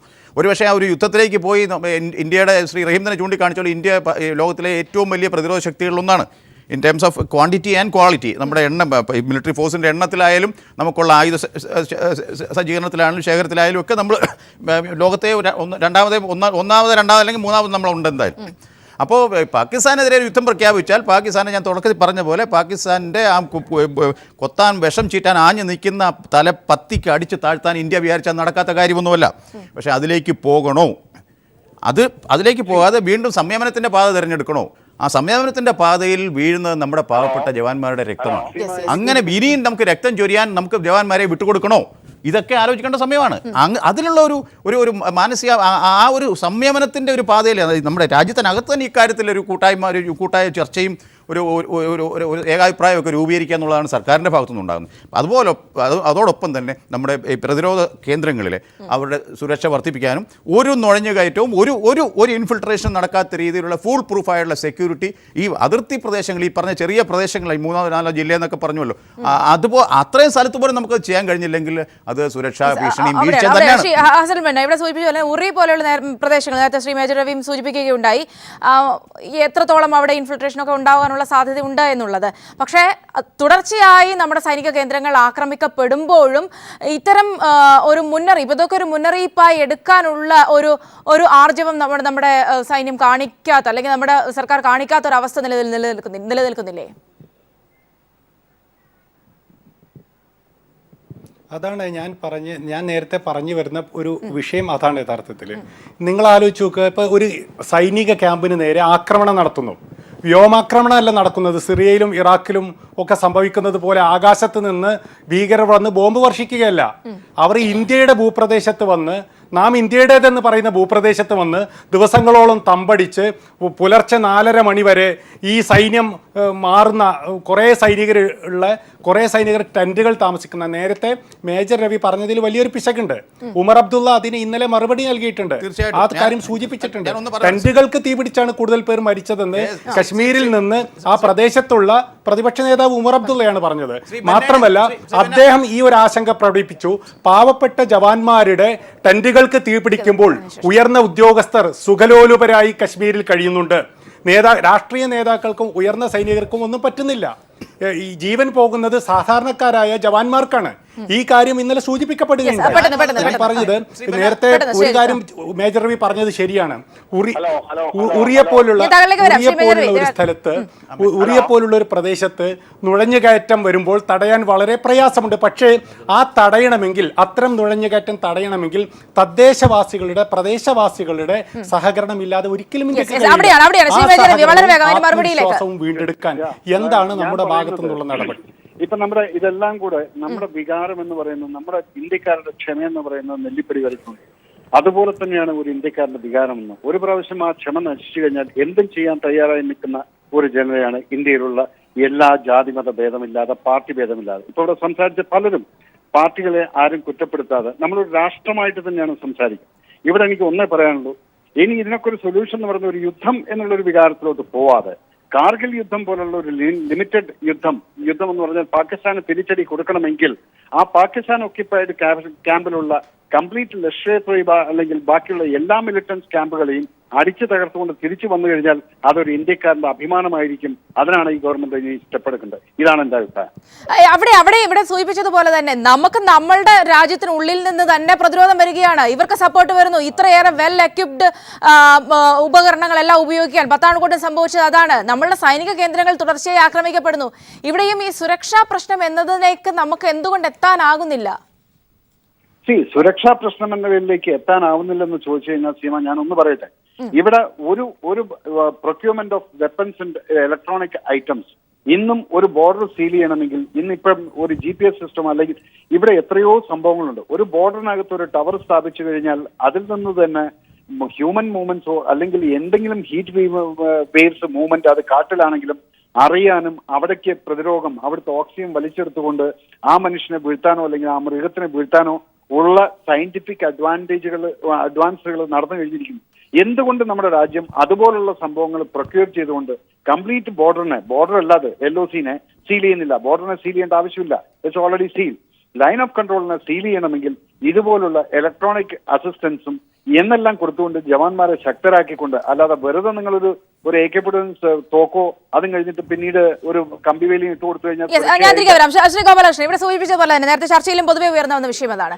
അതിർത്തിയിൽ നമ്മൾക്ക് തിരിച്ചടിക്കണമെങ്കിൽ അതിർത്തിയിലെ ജനങ്ങളെ വിശ്വാസത്തിലെടുക്കേണ്ടതുണ്ട്. അവരുടെ സഹകരണം ഉറപ്പായും വേണം. പ്രത്യേകിച്ച് മറുഭാഗത്ത് അവർ തെറ്റിദ്ധരിപ്പിച്ചിട്ടാകട്ടെ അല്ലാതാകട്ടെ നമ്മുടെ സപ്പോർട്ടോടുകൂടിയാണ് ഇത്രയും കാര്യങ്ങൾ നടത്തുന്നത് എന്നതുകൂടി ഗൗരവകരമാണ്. അതുകൊണ്ട് തന്നെയാണ് നേരത്തെയും പറഞ്ഞത് ഈ വിഷയത്തിൽ കേന്ദ്ര സർക്കാർ കൂടുതൽ ഒരു ഭാവിയിലേക്ക് കൂടി കാര്യങ്ങൾ മുന്നിൽ കണ്ടുകൊണ്ട് വേണം ഈ വിഷയത്തെ സമീപിക്കാനെന്ന്. ഞാൻ ഈ ചർച്ചയിൽ ഒരു രാഷ്ട്രീയ പാർട്ടിയെയും കുറ്റം പറയാൻ ആഗ്രഹിക്കാത്ത ആളാണ്. അത് ഈ ചർച്ചയുടെ പ്രത്യേകതയാണ്. പക്ഷേ ബഹുമാനപ്പെട്ട എന്റെ സുഹൃത്ത് മിസ്റ്റർ റഹീം ചില കാര്യങ്ങൾ സൂചിപ്പിച്ചതിന് മറുപടി പറയണം. അതുകൊണ്ട് എനിക്ക് സമയം തരണം. വേറൊന്നുമല്ല മിസ്റ്റർ റഹീം, താങ്കൾ ഒരു ഡിവൈഎഫ്ഐയുടെ ഒരു CPM-ന്റെ ഒരു ചെറുപ്പക്കാരനായിട്ടുള്ള നേതാവാണ്. താങ്കൾ പറഞ്ഞതിനെ ഞാൻ പരിപൂർണമായും ചില കാര്യങ്ങൾ അംഗീകരിക്കുന്നു. ശരിയാണ്, സുരക്ഷയ്ക്ക് എന്ത് വീഴ്ച പറ്റി, അല്ലെങ്കിൽ സുരക്ഷയുടെ കാര്യം ചിന്തിക്കണ്ടേ. പക്ഷെ താങ്കൾക്ക് അത് പറയാനുള്ള അവകാശം, JNU-വില് കാശ്മീരിന് സ്വന്തം സ്വാതന്ത്ര്യം കൊടുക്കാൻ പറഞ്ഞിട്ട് ഇന്ത്യ ഗവൺമെന്റും ഇന്ത്യയും തകരട്ടെ എന്ന് മുദ്രാവാക്യം വിളിച്ചവരുടെ കൂടെ നിന്ന് മുദ്രാവാക്യം വിളിക്കുകയും അവരോടൊപ്പം നിന്ന് അവർക്ക് വേണ്ടി സഹായം ചെയ്യുകയും ചെയ്ത CPM-ന്റെ പ്രവർത്തനത്തിനെതിരെ ആയിരുന്നില്ലേ റഹീമെ ആദ്യം ചോദിക്കേണ്ടിയിരുന്നത്? അതിന് മറുപടി അദ്ദേഹം പറയുന്നതാണ്. പക്ഷേ ഞാൻ സമയമില്ലാത്തതുകൊണ്ടാണ് അതിന്റെ മറുപടി അദ്ദേഹം പറയും. ഞാൻ ചോദിച്ച വിഷയം നമ്മളുടെ ജനങ്ങളെ നമ്മൾ വിശ്വാസത്തിൽ എടുക്കേണ്ടതല്ലേ? കാശ്മീർ ജനതയെ ഈ ഒരു വിഷയത്തിനെതിരെ അണിനിരത്താൻ നമുക്ക് എന്തുകൊണ്ട് കഴിയുന്നില്ല? ഞാൻ എന്റെ ചോദ്യം ആ ചോദ്യത്തിന് മറുപടി റഹീം പറയും. എനിക്ക് സമയപരിമിതി ഉള്ളതുകൊണ്ടാണ്. അല്ല, സമയപരിധി അവർക്കാർക്കും കൊടുത്തില്ലല്ലോ. എനിക്ക് മാത്രം എന്താ സമയപരിധി? എനിക്ക് പറയുന്നത് കേട്ട് എന്നോട് പറഞ്ഞതിന് മറുപടി പറയാൻ അതിന്റെ മറുപടി അദ്ദേഹം പറഞ്ഞോട്ടെ. ഇടയിൽ കിടന്ന് സംസാരിച്ചു കഴിഞ്ഞാൽ പിന്നെ എനിക്ക് ചർച്ച ചെയ്യാൻ പറ്റില്ല. രണ്ടാമത്തെ കാര്യം, PDP-യുടെ കാര്യം ചോദിച്ചു. രാഷ്ട്രീയമായി ഞാൻ ഒരു കാര്യം ചോദിക്കട്ടെ. PDP BJP-യുമായി സഖ്യം ചേർന്നതിന് ശേഷം ഏതെങ്കിലും വിഘടനവാദ പ്രവർത്തനത്തിൽ PDP ഉൾപ്പെട്ടിട്ടുണ്ടോ എന്ന് പരിശോധിക്കട്ടെ റഹീം. ഏതെങ്കിലും വിഘടനവാദ പ്രവർത്തനത്തിൽ PDP ഉൾപ്പെട്ടിട്ടുണ്ടെങ്കിൽ ഞങ്ങൾ BDP-യെ ഒഴിവാക്കും. മുസ്ലിം ലീഗുമായിട്ട് ധാരണ ഉണ്ടാക്കിയിട്ടില്ലേ CPM? മുസ്ലിം ലീഗ് എന്ന് പറഞ്ഞത് ചത്ത കുതിര എന്ന് പറഞ്ഞതല്ലേ? അന്ന് ചത്ത കുതിര എന്ന് പറഞ്ഞ മുസ്ലിം ലീഗുമായിട്ട് ധാരണ ഉണ്ടാക്കിക്കൊണ്ട് മലപ്പുറം ജില്ല സമ്മാനിക്കുകയും ഇന്ന് മുസ്ലിം ലീഗിനെ കേരളത്തിൽ വളർത്തുകയും ചെയ്തത് CPM അല്ലേ? അപ്പോ സ്വാഭാവികമായും PDP ഏതെങ്കിലും തരത്തിൽ ഒരു തെറ്റ് ചെയ്തിട്ടുണ്ടെങ്കിൽ ചൂണ്ടിക്കാണിക്ക്. ക്ഷമിക്കണം, എനിക്ക് PCR-ൽ വാർണിംഗ് തരുന്നുണ്ട്. സമയം അവസാനിച്ചിരിക്കുന്നത് കൊണ്ടാണ്. വളരെ പെട്ടെന്ന് മറുപടി. ഒന്ന് JNU ഇതിലേക്ക് കൊണ്ടുവരേണ്ട യാതൊരു കാര്യം ഉണ്ടായിരുന്നില്ല. മലപ്പുറം ജില്ല കൊണ്ടുവരേണ്ട ഒരു ഒട്ടും ഉണ്ടായിരുന്നില്ല. PDP മുസ്ലിം ലീഗുമായി ബന്ധപ്പെട്ടതുപോലല്ല. PDP പാകിസ്ഥാനും കാശ്മീരുമായി ബന്ധപ്പെട്ട പ്രശ്നങ്ങളിൽ PDP-യുടെ നിലപാട് ഇന്ത്യ ഒന്നാകെ എടുക്കുന്ന നിലപാടിനെതിരാണ്. അതാണ് പ്രശ്നം. അവിടെ BJP എങ്ങനെയാണ് തീവ്രദേശീയത ഉയർത്തിപ്പിടിക്കുന്ന BJP-ക്ക് അവരോടൊപ്പം കൂട്ടുകൂടാൻ പറ്റില്ല? അല്ലാത്തവർക്ക് പോലും പറ്റില്ല. നിങ്ങൾക്ക് അങ്ങനെ പറ്റി. ഇതാണ് ഒന്ന്. അപ്പോൾ നിങ്ങൾക്ക് രാഷ്ട്രീയ അജണ്ടയാണ് പ്രധാനം, ഭരണമാണ് പ്രധാനം. അത് ശരിയായില്ല. ഇതാണ് ഞാൻ ചൂണ്ടിക്കാണിച്ചത്. രണ്ട്, നിങ്ങൾ പറഞ്ഞത് JNU ആണ്. JNU-ന് അവിടുത്തെ കുട്ടികൾ തന്നെ മറുപടി പറഞ്ഞില്ലേ? നിങ്ങളുടെ അഖില ഭാരതീയ വിദ്യാർത്ഥി പരിഷത്തോടെ എവിടെയെങ്കിലും പൊടി കാണാനുണ്ടായിരുന്നു. ഇടപെടുന്നതുകൊണ്ട് ക്ഷമിക്കുക. യെസ്, വളരെ നന്ദി ശ്രീ അജിത് കുമാർ, വളരെ നന്ദി ശ്രീ ഹസൻ ബന്ന, ഒപ്പം തന്നെ ശ്രീ മേജർ രവി ചർച്ചയിൽ പങ്കുചേർന്ന് സംസാരിച്ചതിന് വളരെ നന്ദി. ഏതായാലും 21 ജവാന്മാരുടെ വളരെ വിലപ്പെട്ട നമ്മുടെ അതിർത്തി കാക്കുന്ന 21 ജവാന്മാരുടെ ജീവനാണ് പൊലിഞ്ഞിരിക്കുന്നത്. അതിന് ഇനി ഇത് ആവർത്തിക്കാതിരിക്കാൻ വേണ്ടി ക്രിയാത്മകമായ അടിയന്തരമായ നടപടികളാണ് ഇനി കേന്ദ്ര സർക്കാരിന്റെ ഭാഗത്തുനിന്ന് പ്രതീക്ഷിക്കുന്നത്. ഈ വിഷയമാണ് നമ്മൾ ചർച്ച ചെയ്ത ന്യൂസ് സർവീസിൽ. ചർച്ച പൂർണ്ണമാകുന്നു.